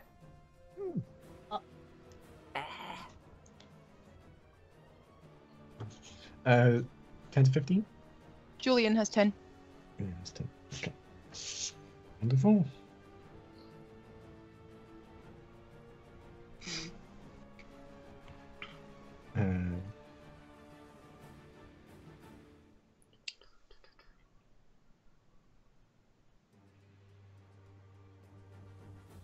All right, 5 to 10? 5. Okay. Anything else miscellaneous I missed in the 0 to 5 range? Nope. All right, Randall, you're up first. Okay, so I've got a new spell. Wulfric, you're next. And it's a 40-foot cube within 120 feet. So I'd like to try and get it on as many people as possible, but I think because everyone's kind of split up, I don't think I can get... no. So I'm going to have to... I don't know if you want to draw a square or if you want me to do it. What is it you're casting? Slow. Okay. So I want to kind of get it on these guys over here. On these two, because I figured like they're going to be the worst. Is that 40 foot? I think that's 40 foot. Oh, God damn it. Yeah, because I just... Can you do the measure down for me? Oh, that 35, so it needs to go down one more square. There we go. Can you move it up? Would that count on that? I forget what they're called, but the cat creature that you don't thing? know about. Yeah. Yeah. Can we move the square up just a touch? One. Sure. I mean, it only apply. It's not a zone, is it? It just casts and goes on most people in that zone. Yeah. Okay. So they will have to succeed on a Wisdom saving throw, and they need to beat a 17. All right. Well,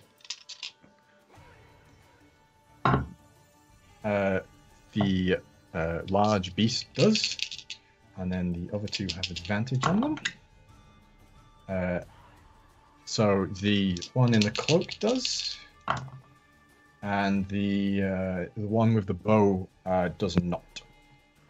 So the one with the bow is affected, no one else is. Okay, well that's kind of shit, but never mind. Okay, so the affected target speed is halved. Okay.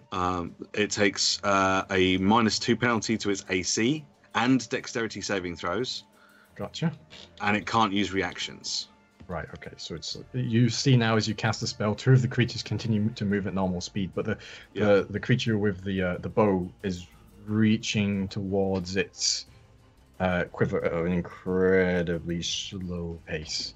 Like, yeah, there's still more to this spell as well. On its turn, it can either use an action or a bonus action, and not both. Yeah. It can't make more than one melee or ranged attack during its turn. And if it attempts to cast a spell with a casting time of 1 action, you have to roll a d20. And if you roll 11 or higher, the spell doesn't take effect until the creature's next turn. And the creature has to use its action that turn to complete the spell. Yes.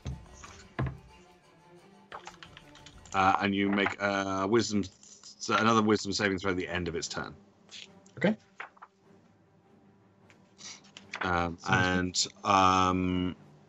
Is that a wall in front of me? What's that? Yes, that's the semicircle wall you were feeling your hand against. Okay, so I will... It's about 4 foot high, right? Yeah. Okay, well then I will just move back a little bit so I'm kind of partially covered from the dudes down the bottom there. All right. Fantastic. And at the end of your goats, Wulfric's go. Niss, you're up next. Okay, so I want to guiding bolt this one. Which one, sorry? The supposed to be the lowest one down one. The what? The one that's lower down. The creature that's next to me. The creature. Yeah. You don't. Oh. Yeah. Well, Jamie does. You asked me what I wanted to do, and I want to do that. Mm-hmm. But yeah, so stop being all You. Mystical. All right, so Yeah, Guiding Bolt is a spell attack. yes, so you roll with disadvantage, please, as you see now that the chains have been released from these creatures. Their forms are shimmering and shifting, and it appears like they're in multiple places at once. Each one is in a different motion. One's baring its teeth, the other one has a claw forward and such. Could be worse. 17. 17, that will hit. Sweet. So Guiding Bolt is 46. Also, what is it? Divine Strike, is that just melee for me? That's just on. It's just on melee weapon. It's on weapon attacks. Sorry. Right. Ooh. That's good. 3 5s and a 6. 15. 21. 21. Yeah. Okay. Yeah. So as you coalesce the slightly bluish light into your hand, blast it forward in a shimmering beam of light. It strikes into the creature, into the true form of the creature, and you see now as it's outlined, the shimmer as the different apparitions of the beast fades, and now you can see clearly outlined now is the beast. Okay, and after that, I'm gonna move up. The ring of stones, is that It's sort of like slabs. it's slabs, so I can walk up to and over it? Yeah. Right, cool. So I'll move my full movement to get as far as I can. So Okay. I'll go with that. All right, Niss, what are you doing? I'm going to hold my attack action to the creature next to me until Julian gives me advantage. Okay. Oh, I forgot you. Julian, I don't know why Julian spawned so huge. Big owl. Big owl. All right. And that will bring us to Adara. Okie doke. I am going to take a look at the creature down here, and I think genuinely I'm just gonna attempt to attack it twice with my glaive. Okay. You Go for have it. advantage The on first one that. has advantage. The first one has advantage, not the second one? No. Cool. Okie dokie. Guiding Bolt only works at the first strike. Okie doke. So, the first one is a 26 to hit. Yep, that hits. The second one is a 24 to hit. That also hits. Neat. Okay. So 11 21 damage from my glaive. Okay, for the first hit. No, Oh, in total. in total. Okay. So, as you swing twice at this creature now, you see the supernatural form that had caused it to shimmer about has faded after it was struck by Wulfric's guiding bolt, and the guiding bolt itself, allowing your glaive to strike 2 on the first one. It digs into the side of the creature. You spin the glaive round and strike it on the opposite side, catching it on both flanks. It snarls at you. You see saliva dripping from its jowls as it just... and that will be its go. So, as both of the beasts now, freed from their chains, leap towards their closest target, one of them leaps on you, Adara, the other leaps on you, Niss, and they're both going to make all of their attacks against you. With their tentacles. So, 2 against you, Niss. And that's going to be a 15 to hit. Nope. And the second attack is a 24 to hit. Yep, I will dodge that. Uncanny dodge. Uncannily. All right. You will uncannily dodge it. I shall. Okay. So, you take 10 reduced to 5 points of bludgeoning damage, and then 6 reduced to 3 points of piercing damage, so 8 altogether. As the tentacle slams into you, you see the teeth on the end of it scoring across your armor. Ow. And the 2 attacks against you, Adara? Yep. That's going to be an 18. Yep, that hits. And a 25. Yep, that hits. All right, so the first one is wow, I rolled 2 ones. So that's 1 point of piercing damage and 5 points of bludgeoning damage. So 6 altogether from the first one. Yep.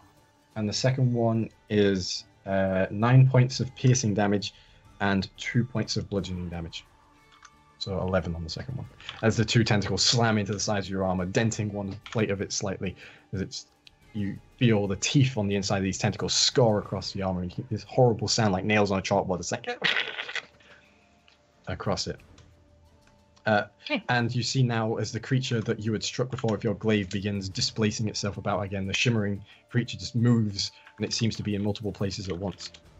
And as that turn ends, it is the turn of the archers, as both the unslowed ones pull arrows from their side quivers. They pull them up, and you see with practiced aim, one of them aims towards you, Randall. The other one aims towards you, Tae'la, and each of them will fire at you. And they make 2 attacks, and they are going to use Archer's Eye on the first strike each. So, the 2 against you, Tae'la. That's going to be a 25 to hit. Yeah, that'll do it. And a 19 to hit. Yeah. So, the first one does... So this is the one with Archer's Eye, which does an additional one of these. So it's going to be 18 points of piercing damage as the arrow sinks into your shoulder. As you feel the crimson immediately beginning to well up from the strike of the arrow. Rude. And the second one does 8 points of piercing damage as it too lands close to the same shoulder. 2 arrows straight into the side. And against you, Randall. That's going to be a natural 20. No, it's not. It's going to be a 6. Okay. And the second one is going to be a 21. So that's a 12 and a 21. The 12 does not hit anymore because of my Hooray. fancy new robes, but the other one does. All right. So you take. Jeez. Okay. From that one strike, you take 24 points of damage. As the arrow strikes straight into your abdomen, just cuts deep, and you can feel the barbs sink and cut into your flesh. All right, and now the slowed one pulls their arrow up, and they fire the single arrow that they get against you as well, Randall. Okay.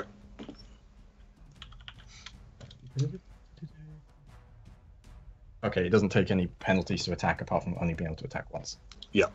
But it doesn't have a bonus action, right? No. No. You can only attack once. You can only have an action or a bonus action. Okay, so that will be a 15 to hit you. Yep.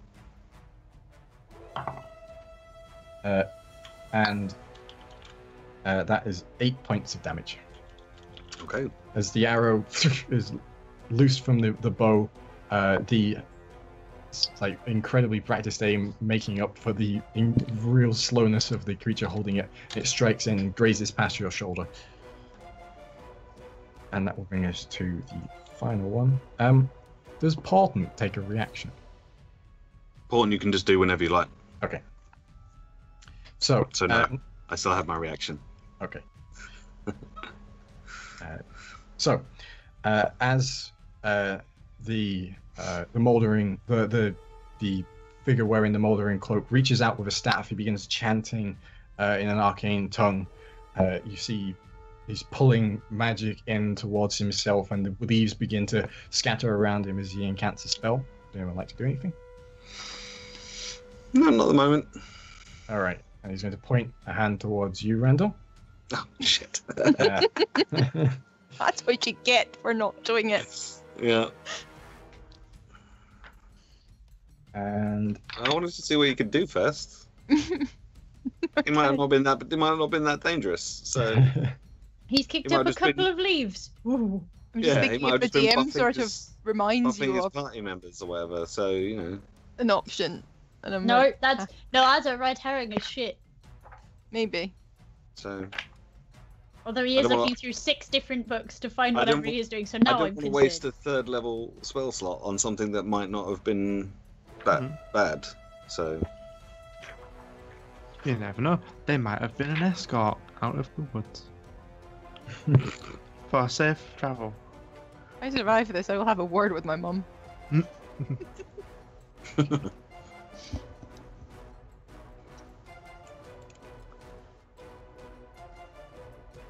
Cool. Okay, so I would like Randall, Tae'la, and Wulfric to all make a dexterity saving throw as from the tip of its finger, a tiny point of greenish light drops from it, and like an early morning lighthouse, the beam of an early morning lighthouse, this eruption of cold fire bursts out from that point in a big fire. Is this an element?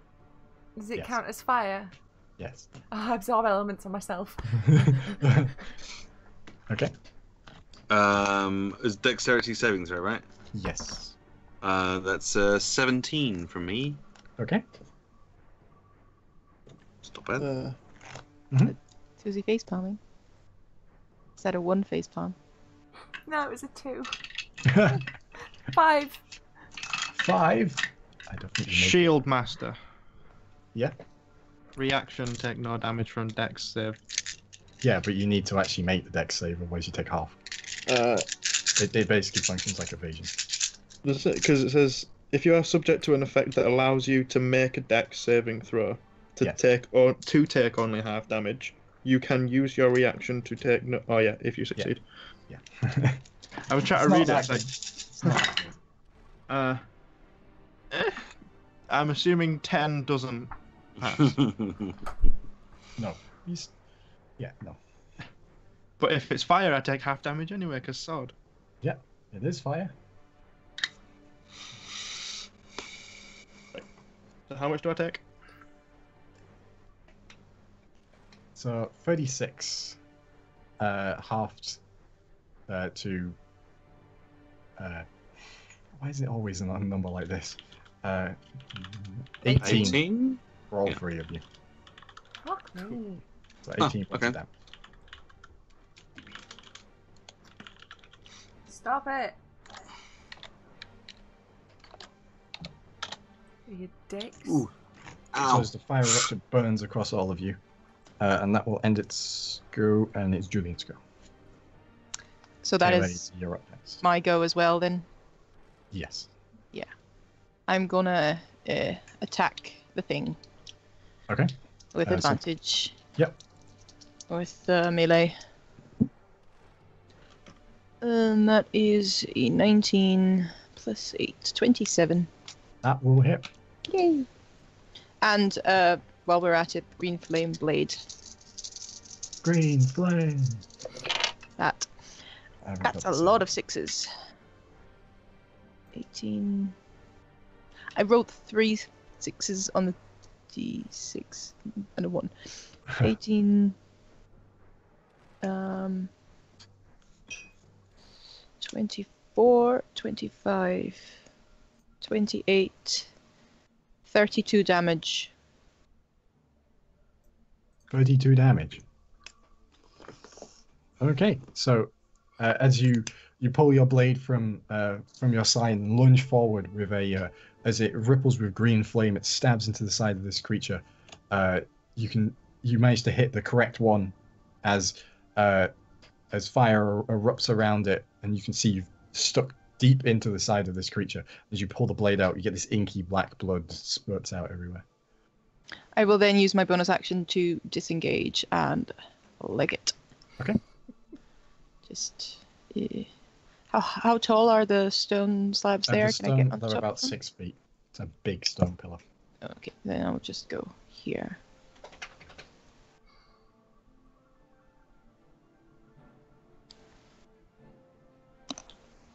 All right, which means Tae'la is up. Okay, was it this dickhead here who just blasted me? Yes. Okay, right, he's getting a moonbeam on his head.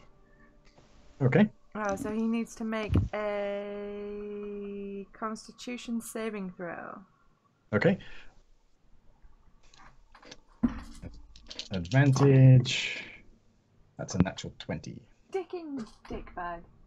And a 2. Let me just find my d10s because he takes half damage. Okay.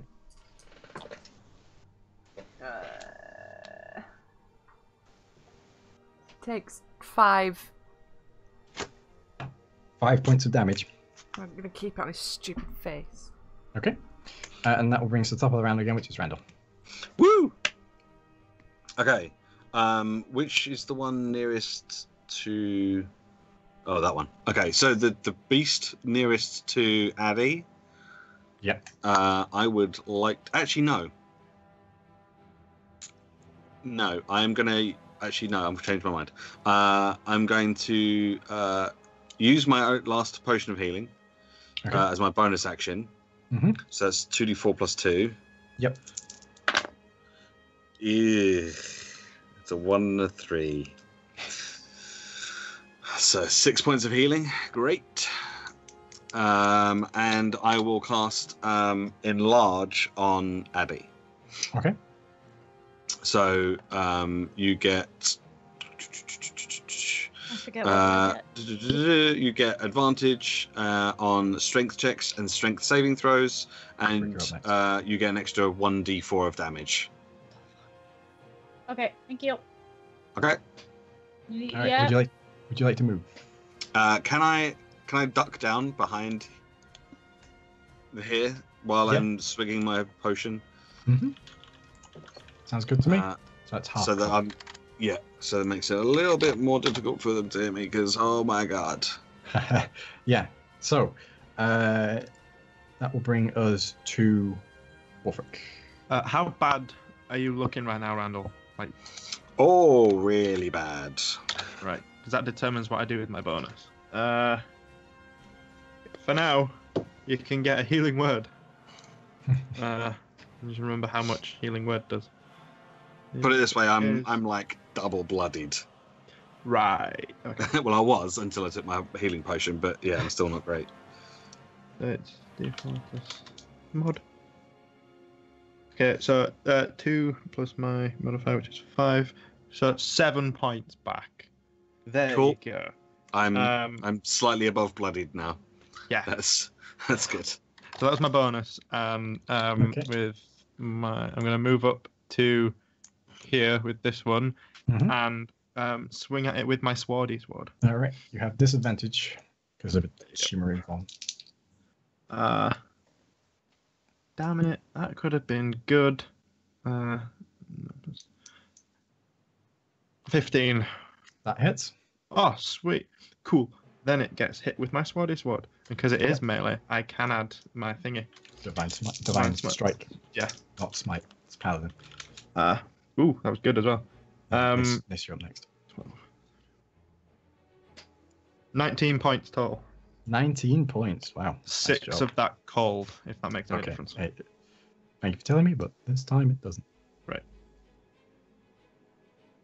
Okay. So as you drive your sword into the creature, it recoils from it. You see now it's beginning to look a bit haggard. It's breathing heavier, but its tentacles are still out. Mm-hmm. And that will bring us to Niss. I will. Dara's up next.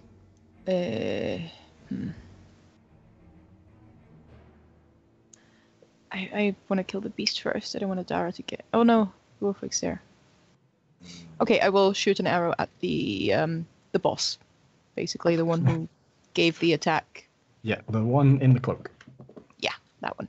The one casting kooky magic. Yeah, that one. Okay. With the one of the charges. Yep. Yeah, let's see. I would like you to make a wisdom saving throw, please. Okay. That is 12.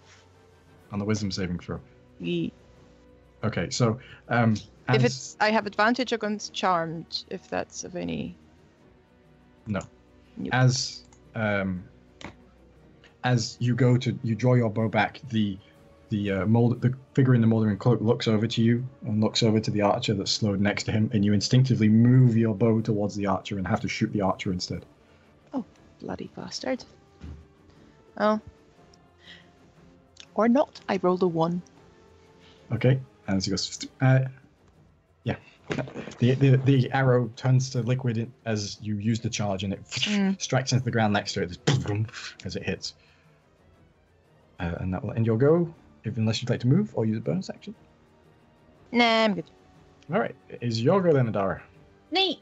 I'm gonna stab the tentacle beasties. Yep. Preferably beginning with the one in front of me. Yep, the one in front of you has not got disadvantage to you anymore because it got struck by Wulfric. So you just roll straight numbers, straight dice. Neat. Okay, doke. So. Gilide. Okay. Gilide. First one is a. That's a 25 to hit. Yeah, that'll hit. Yeah. Yep. A little bit. Cool. And second one is a 24 to hit. Also hits. Yep. I am. Yeah, this is great. Okay. So, 10. The first one is 12 damage. Is that including your D4? That is including my D4. Alright, just checking. Just make sure. I've got it written down now, so I know that it's a. Good. Yeah. And the second attack? Second attack is a. That's an 8. Ooh. War God's Right. Blessing. No, that's the damage. She's already got it. Oh, I thought that was the roll. Oh, fair enough. Ah. Damn it. She got like 25 and 24 on the hits. Oh, yeah, I remember that now.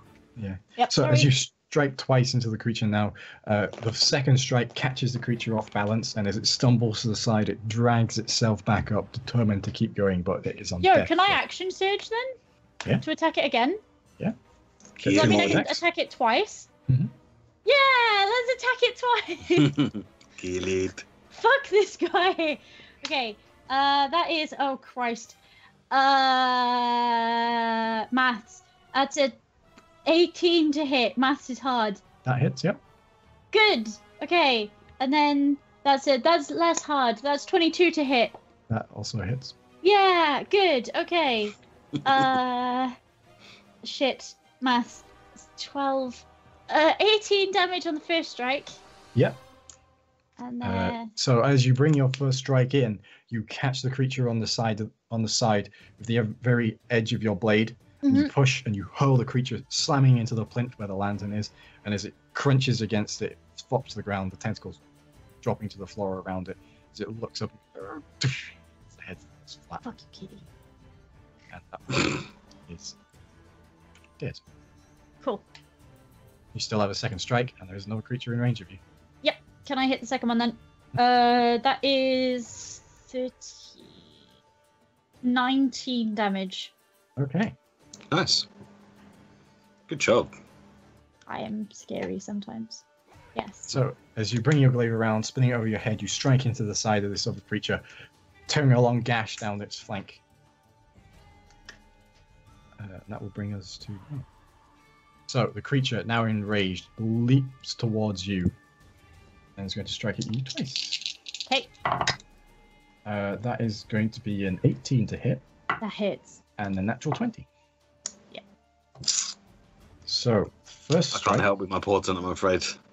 I've only got a high number left, so.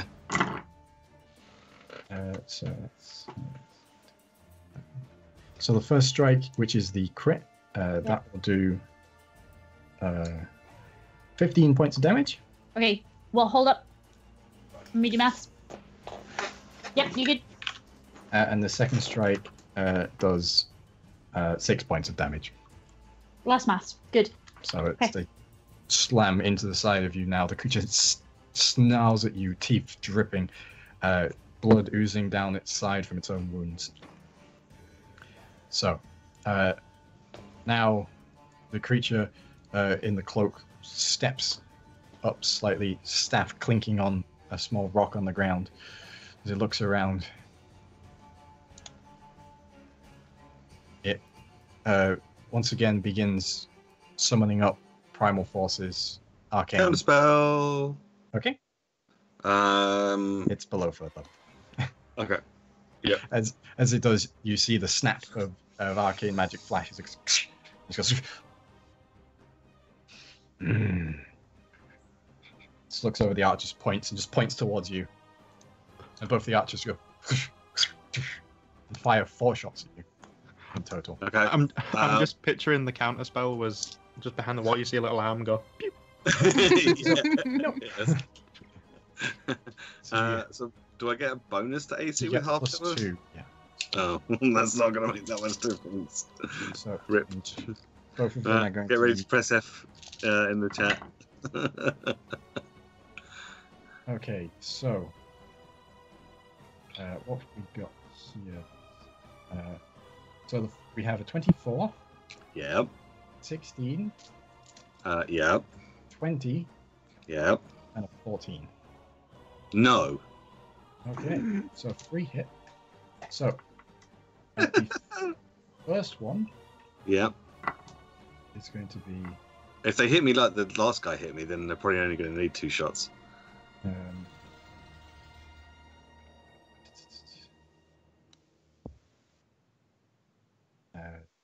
I'm mathematics.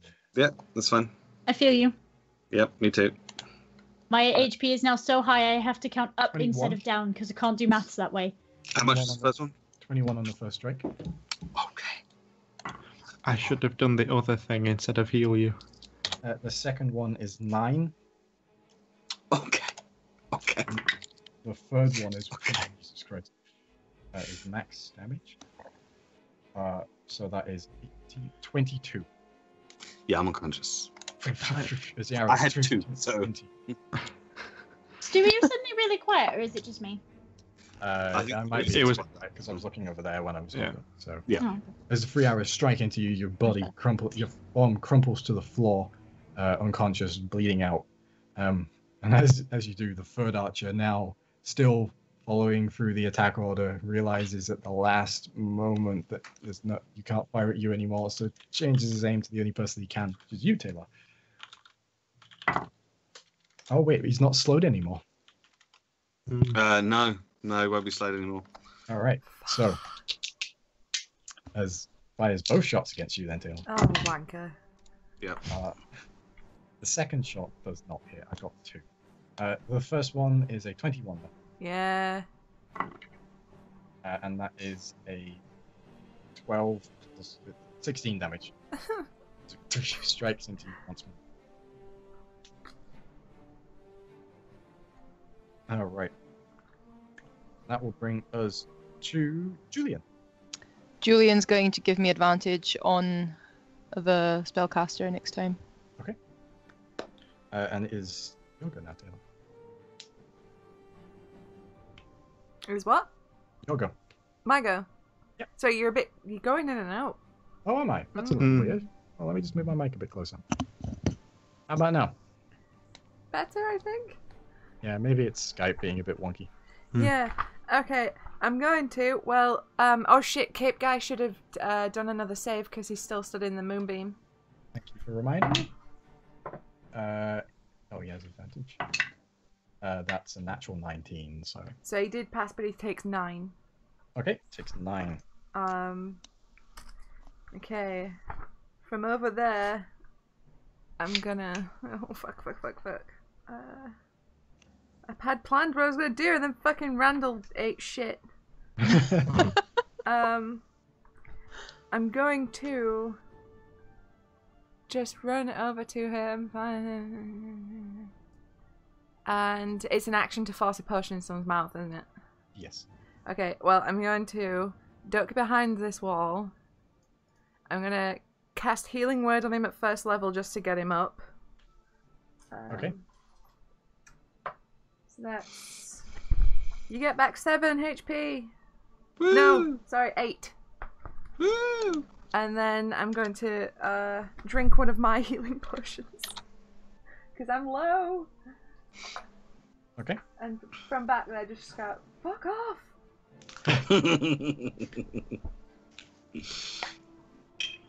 And that's me. All right. Randall, you're up and at him. Oh shit. Okay, I wasn't expecting to be up. Okay, all right. That's why I didn't say you were next. Okay, I I was expecting Tae'la to be altruistic for once. thank Tae'la in a You're surprised manner. You're next, Wulfric. I use half my movement to stand up. Yep. And I will.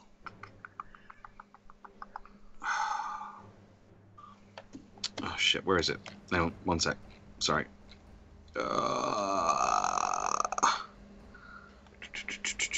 20-foot radius. That would get both of those guys. We'll probably get both of those guys too.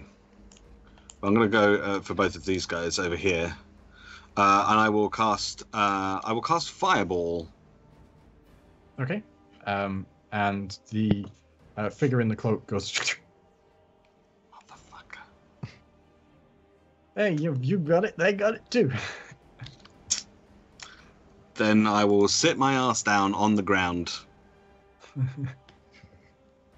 All right. And that will bring us to Wulfric. Okay. Yes, you're up next. I'm gonna do the spell that I should have done last time on Randall, but I was like, you're pretty low, I'll heal you instead. You're gonna get Sanctuary instead. Ooh. So they need to succeed a 16 Wisdom save to hit you, or hit somebody else. And then Sounds with familiar. my movement and action, I'm gonna the middle part where the lantern was on. Is that raised? So I'd have to go around that. Yeah, you'd have to go around that. Right. Can I make it all the way around to about there with my movement? Just how I don't know. weird. You have a ruler. Yeah, but I don't know how to do that thing where it goes around. Oh, well. Oh, right. Well, where you Something want with it to go? the Where you track it. spacebar. Spacebar. It's spacebar something. after you lift your token up. Spacebar to put waypoints down. All right. Okay. Nope. One. Woo! Yeah, that counts, right? If anyone else can see it. It's not updated yet. You need to drop it. There we go. Sweet. Yeah, it counts. It was 30. So yeah, I'm gonna take my attack now. Yep. Go for it. Is it at disadvantage with this one? Yes. Right. New round. Ooh, well, 20. Not natural. Yeah. Definitely. And I'm obviously putting Divine Strike on this too. Yeah, okay. Not as good, but still 15. 15. Okay. So, as you bring your sword back, you plunge it straight into the center of this creature, ignoring the other shapes. You're like, no, that's the one. And as the blade goes in, you see it crystallize. The ice crystallizes around the wound as you pull the blade back out. The creature turns to you, its tentacles wrapping around. And now bring us to Niss. I will check the spellcaster. Make a wisdom saving throw. Yeah. Is that not a reaction because I used that? Oh, you're right. Nice. Thank you. You're very welcome. That is 17 plus 28 plus 25, 27. Yeah, that hits. Yeah. Shockingly. Shit, I should have done a sharpshooter. Okay, with the radiant damage, and I need more d6s. Try playing Shadowrun once, you'll have enough d6s for life. 10, 16, 18, 21, 27, 30, 35, 37. Okay, so as you loose the arrow, it once again turns to liquid before it launches. Strikes into the left, the chest of this creature, just out. You can see it, this like little sonic boom as it hits, just knocks the figure back, and for a moment stands, holds over, and you can see now the sort of purplish blood drips underneath, but it is outlined in this sort of mercurial outline around him, and he looks really beat up. That's right. And that will bring us to Adar. Cool.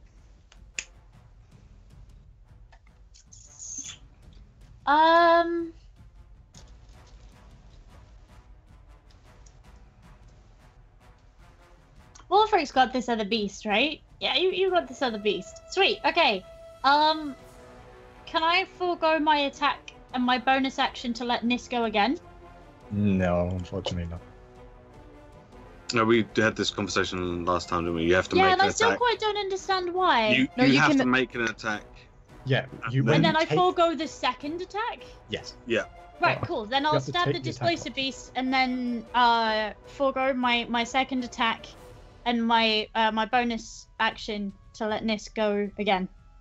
Do I then have to attack the beast? It's just No. one attack. No, you can attack anyone. So... it's 25 to hit?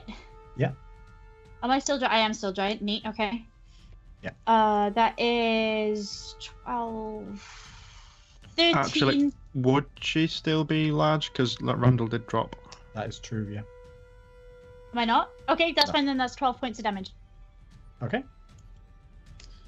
Strike the creature with that. And as you do, this creature too is looking very weak. As Cool. you hit into the side of this creature's leg. And then as I say, I'm gonna point at Niss and get Niss to attack again. Okay. So you get another attack. But no advantage this time, right? No Or- advantage. Unless you're shooting the Oh yes, I Casting am. spell. That's true. Yep. Which is good. Could have rolled a 1 on the first. 18 on the second. Good. Don't Don't, Plus don't eight, let me down. 26. I've allowed you to do this. Don't let me down. 28. I won't let you down. Yeah. Okay, never mind. That does hit. Yeah. And oh If god. it was I'll get 18, that doesn't dice hit. again. No. That was just the roll. So hold on.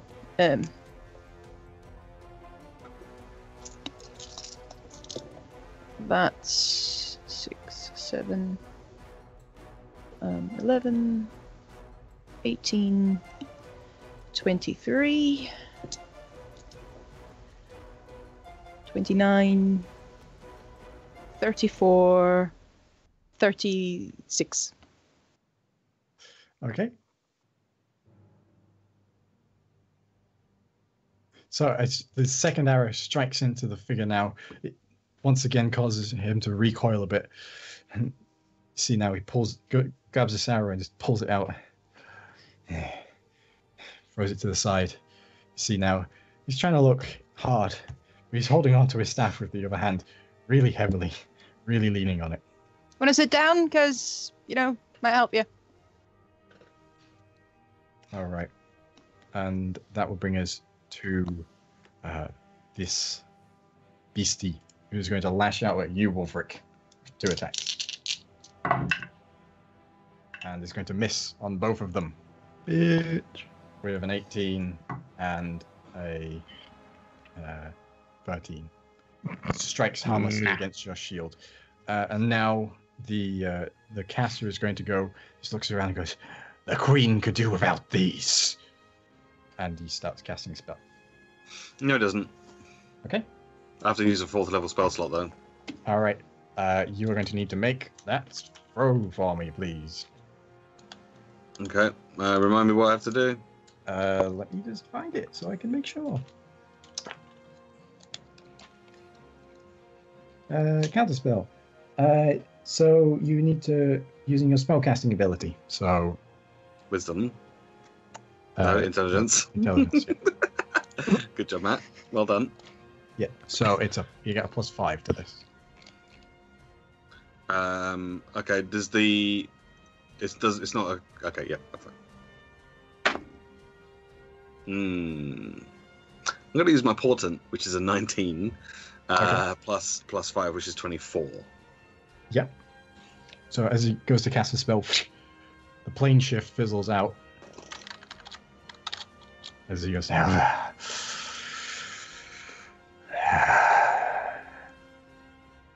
Wait a sec, was this cape guy Mhm. who started his turn? Yeah. In the moonbeam. Yeah. What did he roll? He rolled a 19.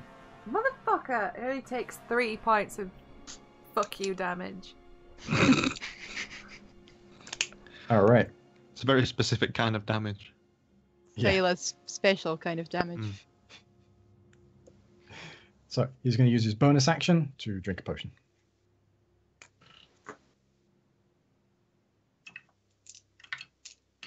All right.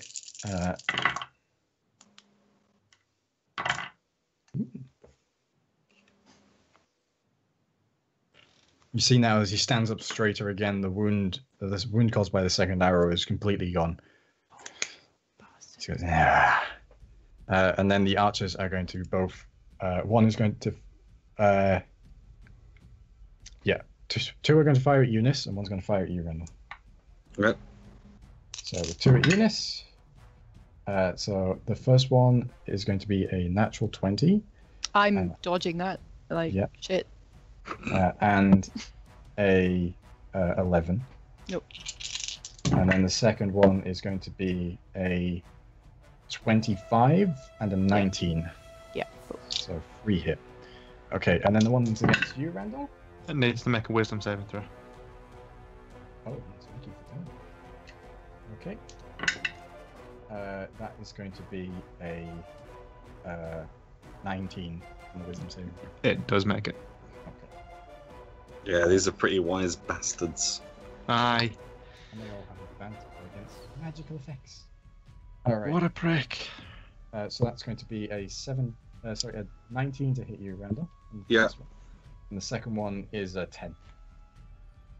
So No. only one hits you. Okay, so against Eunice, you get 3 hits on you. Mm. The first one is the crit. This is the one you're uncanny dodging.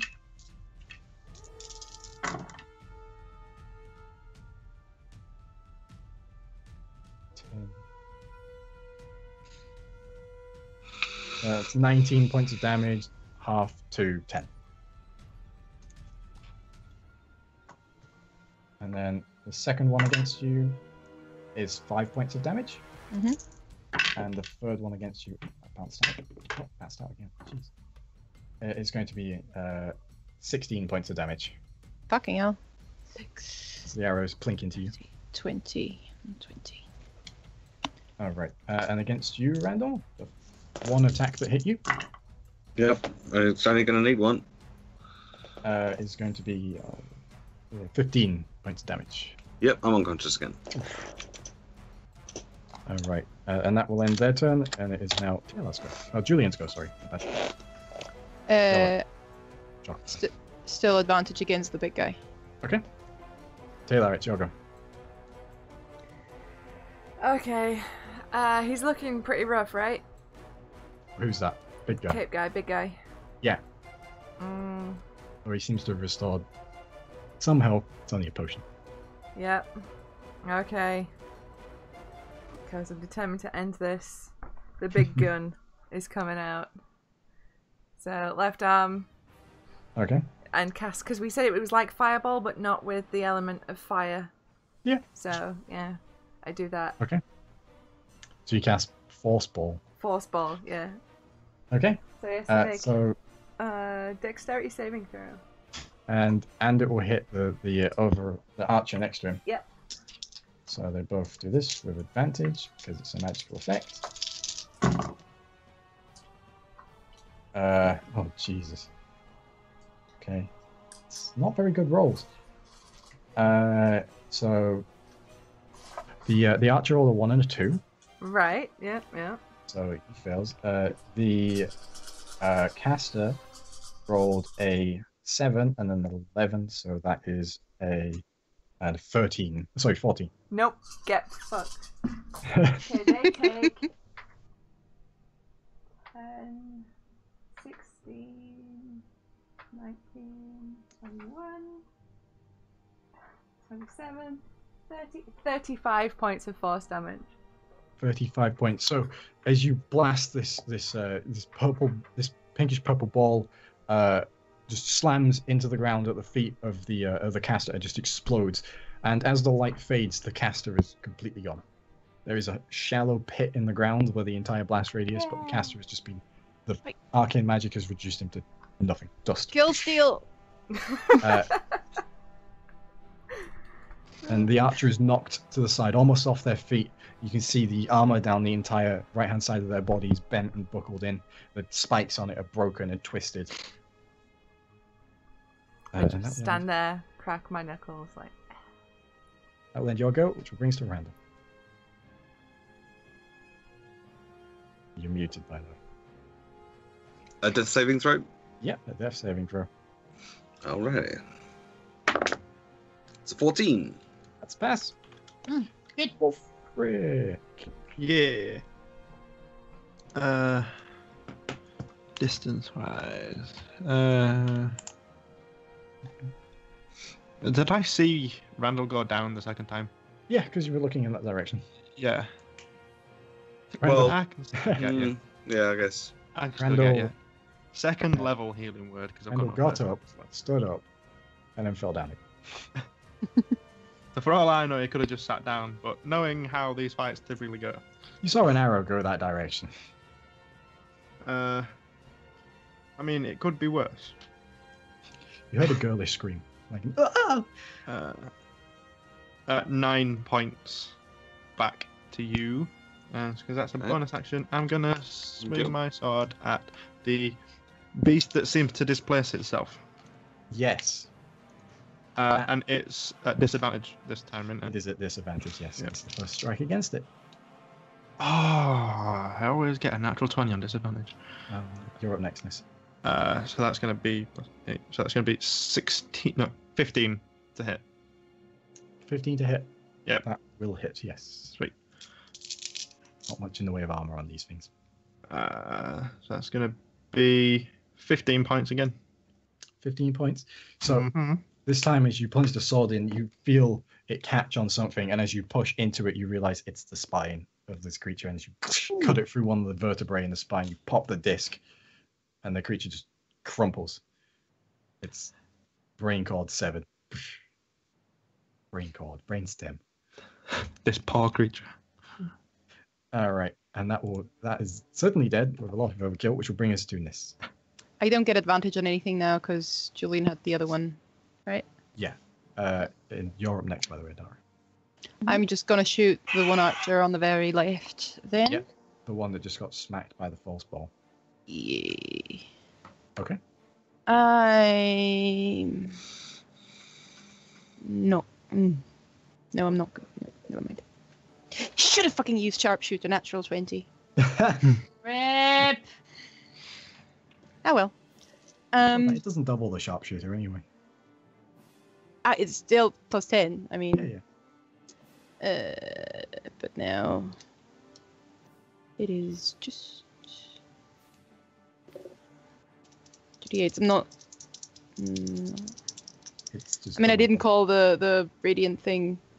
No. And I'm actually not going to use it because it's my last one.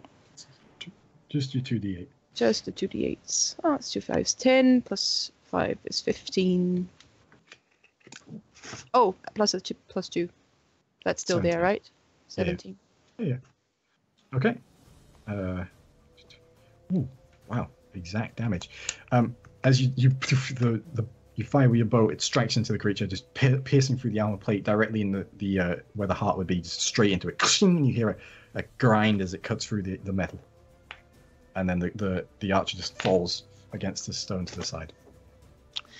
Not as good as it would have been. Yeah. With a big guy. All right. It's your go now, Adara. Hi. Yes. All I'm gonna do this turn is I'm gonna move to outside of this stone circle. Oop. That's Okay. literally it. I'm gonna camp out there for a minute. All right. Is that okay? Yeah. Yeah, I can't make an attack, so All right. Remember, you have a 10-foot reach on your attack. right. Okay. Okay. So now it is the archer's goes. And both of them are going to strike the closest target, which is Dara. That's a natural 1. That's a 3. That's a 17. What the hell, man? Nope. And that is a 23. Okay, yeah, that one hits. So that last one hits It does. for 9 points of damage. Okay. Maths. That many. Cool. It's Julian's go. Advantage on the archer on the left. Okay. And then it's Tae'la's go. Still have your moonbeam as well. Yeah, I still have Moonbeam, so I'm going to move it onto this archer here. Okay. 2 moonbeams on So this he guy. needs to make a saving throw. They're significantly worse at it. Oh my god, natural one with advantage. Snake That's, eyes. That's a crazy. That's like a 1 in 2,000 chance or something. that's 11 points of moon damage or whatever the shit is. Radiant. It's a bonus to Moon damage. moon yes. damage. I'm saying It is Yep. a bonus. In It the is a name bonus. of- Moondamage.com. It is a bonus to move it, yes. yeah, bonus. Okay, so my actual action. Could I cast another proper spell? You haven't moved. You haven't used a spell slot this turn, so yeah. All right, cool. All you did was wiggle your finger slightly, and your moon being moved. I wiggle my fingers. Shit. Everything else is, it's all concentration stuff. The stuff I would use. So I'm gonna move a bit closer, round this wall. Nope, I'm gonna hop over it. Hang on, how far is that? To this guy. Since it's like half your height, you would need to make an athletics check to hop over. Athletics? Yeah. That's a 17. Yep. Okay, I just need to move 10 feet closer, and then I'm gonna throw some fire at his face. Okay, just to produce flame. Yeah, so this is a spell attack. Mm-hmm. And that was a 19 plus 8, so 27. Yeah, that hits. Do your damage. So my damage is 2d8. Where are my d8s? Come here. Okay. 2. Go on. What? 6. 6 altogether. 6 fire damage, yeah. Okay. The fire just seems to slam into the creature, and it just flickers around. And the creature is still holding its bow straight. Yep, and that was That was pretty your much turn. my entire movement as well, so I'm kind of just, hi. Okay. That brings us to the top of the turn again, which is Randall, who is Alright. who is making a really good impression of that bird. Daytime, nighttime, daytime, nighttime. Let's have a quick check. Okay, so I'm going to use Scorching Ray at 2nd level. Nice. Okay, so I need to make a ranged spell attack for Is each this ray. with the diadem? No, this is just. Circle, sorry. Yeah, this is just Just you pointing Me. your finger. All me random. pointing my finger. Yeah. Yep. Oh fuck! Well, they all miss. What do you get? I got a 1, a 4, and a 5. Yeah, So, they'll miss. they all miss. They'll strike into the stone pillar in front of them. FML. That's a bugger. Great. Alright. And then I'm literally going to crouch behind the pillar so that like they can't see me Okay. at all. Full cover. Okay. All right. That will bring us to Wulfric. Right, I'm gonna do a thing that I haven't done since like first or second session. I have a spear. So You do? Yes, you do. yeah, I do. Here's the thing. You can Yeah. divine strike with the spear as well. Yeah. So, but as a bonus, I'm gonna throw up spiritual weapon. Okay. Spiritual. Yeah, spiritual weapon. Yeah. And I just want another range on it, so it's 60 feet. Yeah. Right, so I can get all of either one. So I'll do spiritual weapon on the furthest one away. Okay. But I'm gonna move up anyway. Yep. Damn it! So I can get to there at least. Cool. Is there or there? There. Okay, there. And then I'll throw my spear at this one. All right. Fantastic. Okay, so it's gonna. Strength and everything. Yeah, so it's gonna be 17 plus 7. That does. I feel like that's gonna hit. So spear thrown. What does it do? Thrown? Because I've got it as a versatile, but I don't know what it's thrown. Oh, thrown. It does the d6. So, D6. Yeah. Cool. unless so, you can figure out how to throw a spear like two hands. Yeah, no. So D6, but plus the D8 for divine strike. Yep. Like you're doing a rugby throw-in. Just... Yeah. Overhead. Let's go. So 9 points for the spear. Okay. And spiritual weapon can attack on its first go as well. So spiritual Yep. weapon's going to go. That's going to be a natural 20 for spiritual weapon. Nice. That's a bunch of Good damage. weapon, Brent. So Yep. 2d8. Is that Yep. gonna be They're good 2d8 plus 5? weapons. Ooh, that's max damage. Wow. Yeah. That's That's, 16 plus Plus 5. 21 points of damage from your little sword. Whooshing, slices into the creature. As it does, he looks over to see the spear just slam into his friend. Yeah. All right, and that brings to Niss. Your advantage on the left guy. I'm gonna Has a shoot spear left in guy. him. I'm gonna shoot where I'm gonna split the spear Robin Hood style. Okay. Yeah, or not. You loan me a spear. I mean, I rarely use it, but apparently when I do it, it works. So you loan me a spear. 22, 24. That will hit, yeah. Yeah. That's not enough to split the spear, though. Fair enough. He's an I absolute count for that one. for that. It's 10, 16, 20, 23, 25 damage. Yeah. All right. So as the arrow seeks its mark, it doesn't split the spear, but it lands right close to the spear, in the jugular, and just cuts out the jugular of this creature. It just pierces through the armor plating, a gap in the bever, and it is dead. Purplish blood dripping down the side, and that will bring us to Adara. Neat. Okay, so you said these pillars were like 6 foot tall, right? Mm-hmm. So there's no way I can get over that. Yeah, you can climb over it quickly. Just make an athletics check as part of your movement. Oh, sorry. I figured it Oh, no. as a okay. Over the top.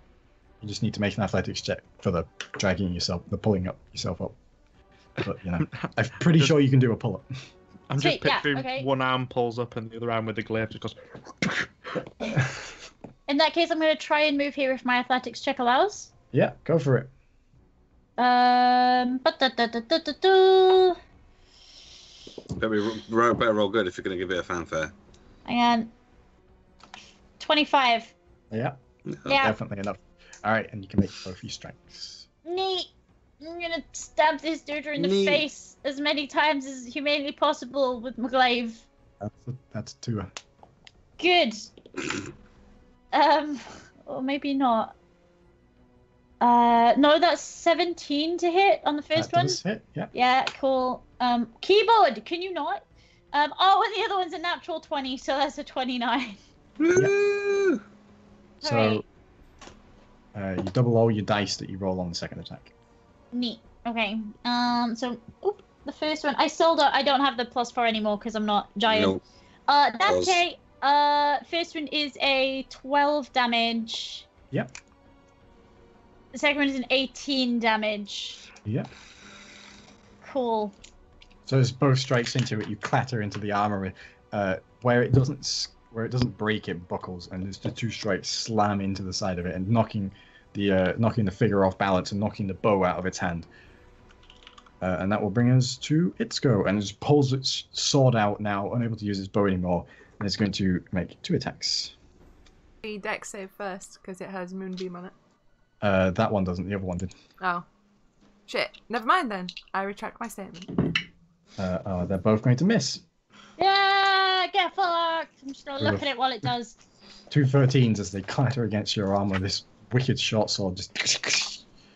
And that will bring us to Julian. Advantage. Yep. Tae'la. Right, moonbeam on him. Yeah. Dex save. That's going to be a 16. Ooh, 16 is my DC. Right. So he passes, right? Passes, yeah. Okay. Mm-hmm. But I Defender did- loses on armor, I mean, but defender wins on. I rolled 18, so that's half to 9. Jesus, right, okay.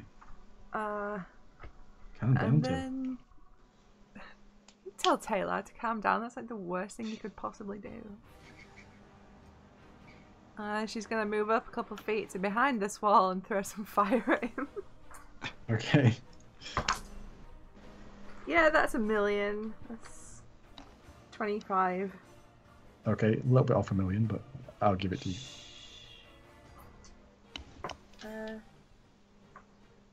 Okay, that is 12 fire damage. Yeah. All right. So, as you cut your forth the fire and you throw it towards the figure, it strikes into the chest and licks up underneath the armor. And you see as the armor begins to glow hot. And as it does, he swats at it, and as it pulls away, pulling the leather and the skin from his hand. He says, "Ah!" And that will bring us to Randall. Oh, that was super freaking gnarly.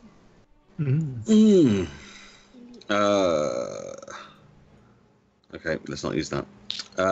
Let's just use my wand of magic missiles. Okay. Let me remind me what to do with that.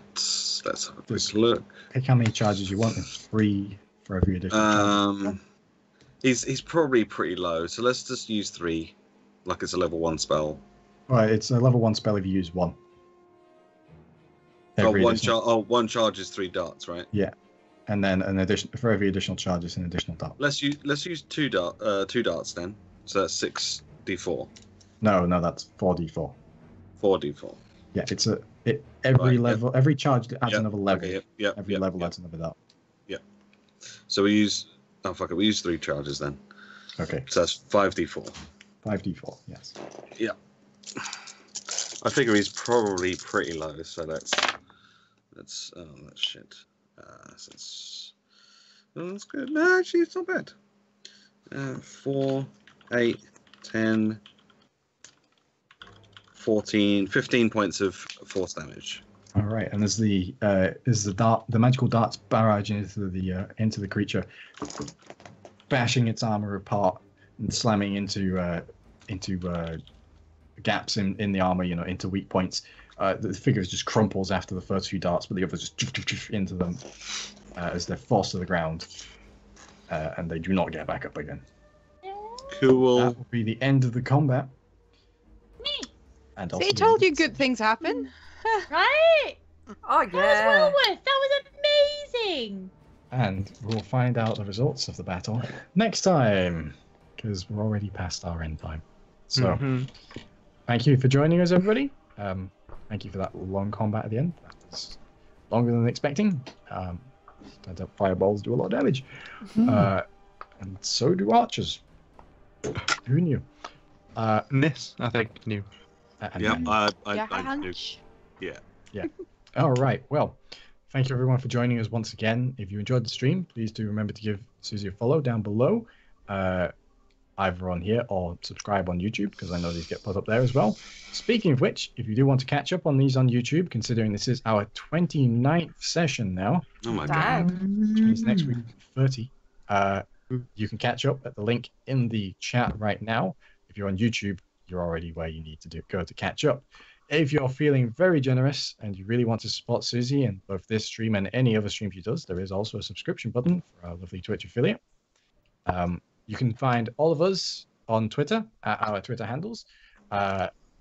Miss Pip and Matt are also streaming as well. Pip streams at Tiny Pixels and Matt streams at Max Sparks, right? Yep. Fantastic. They both stream. Yep. Matt streams in the morning. Pip pretty much usually streams directly after Matt. Yep. All right. Yeah, it works out pretty well. Can't escape the content. It's horrendous. I'm so sorry. Monday, Wednesday, Friday from 9 till 12, and occasionally a cheeky Sunday morning stream if I'm feeling up to it. Right.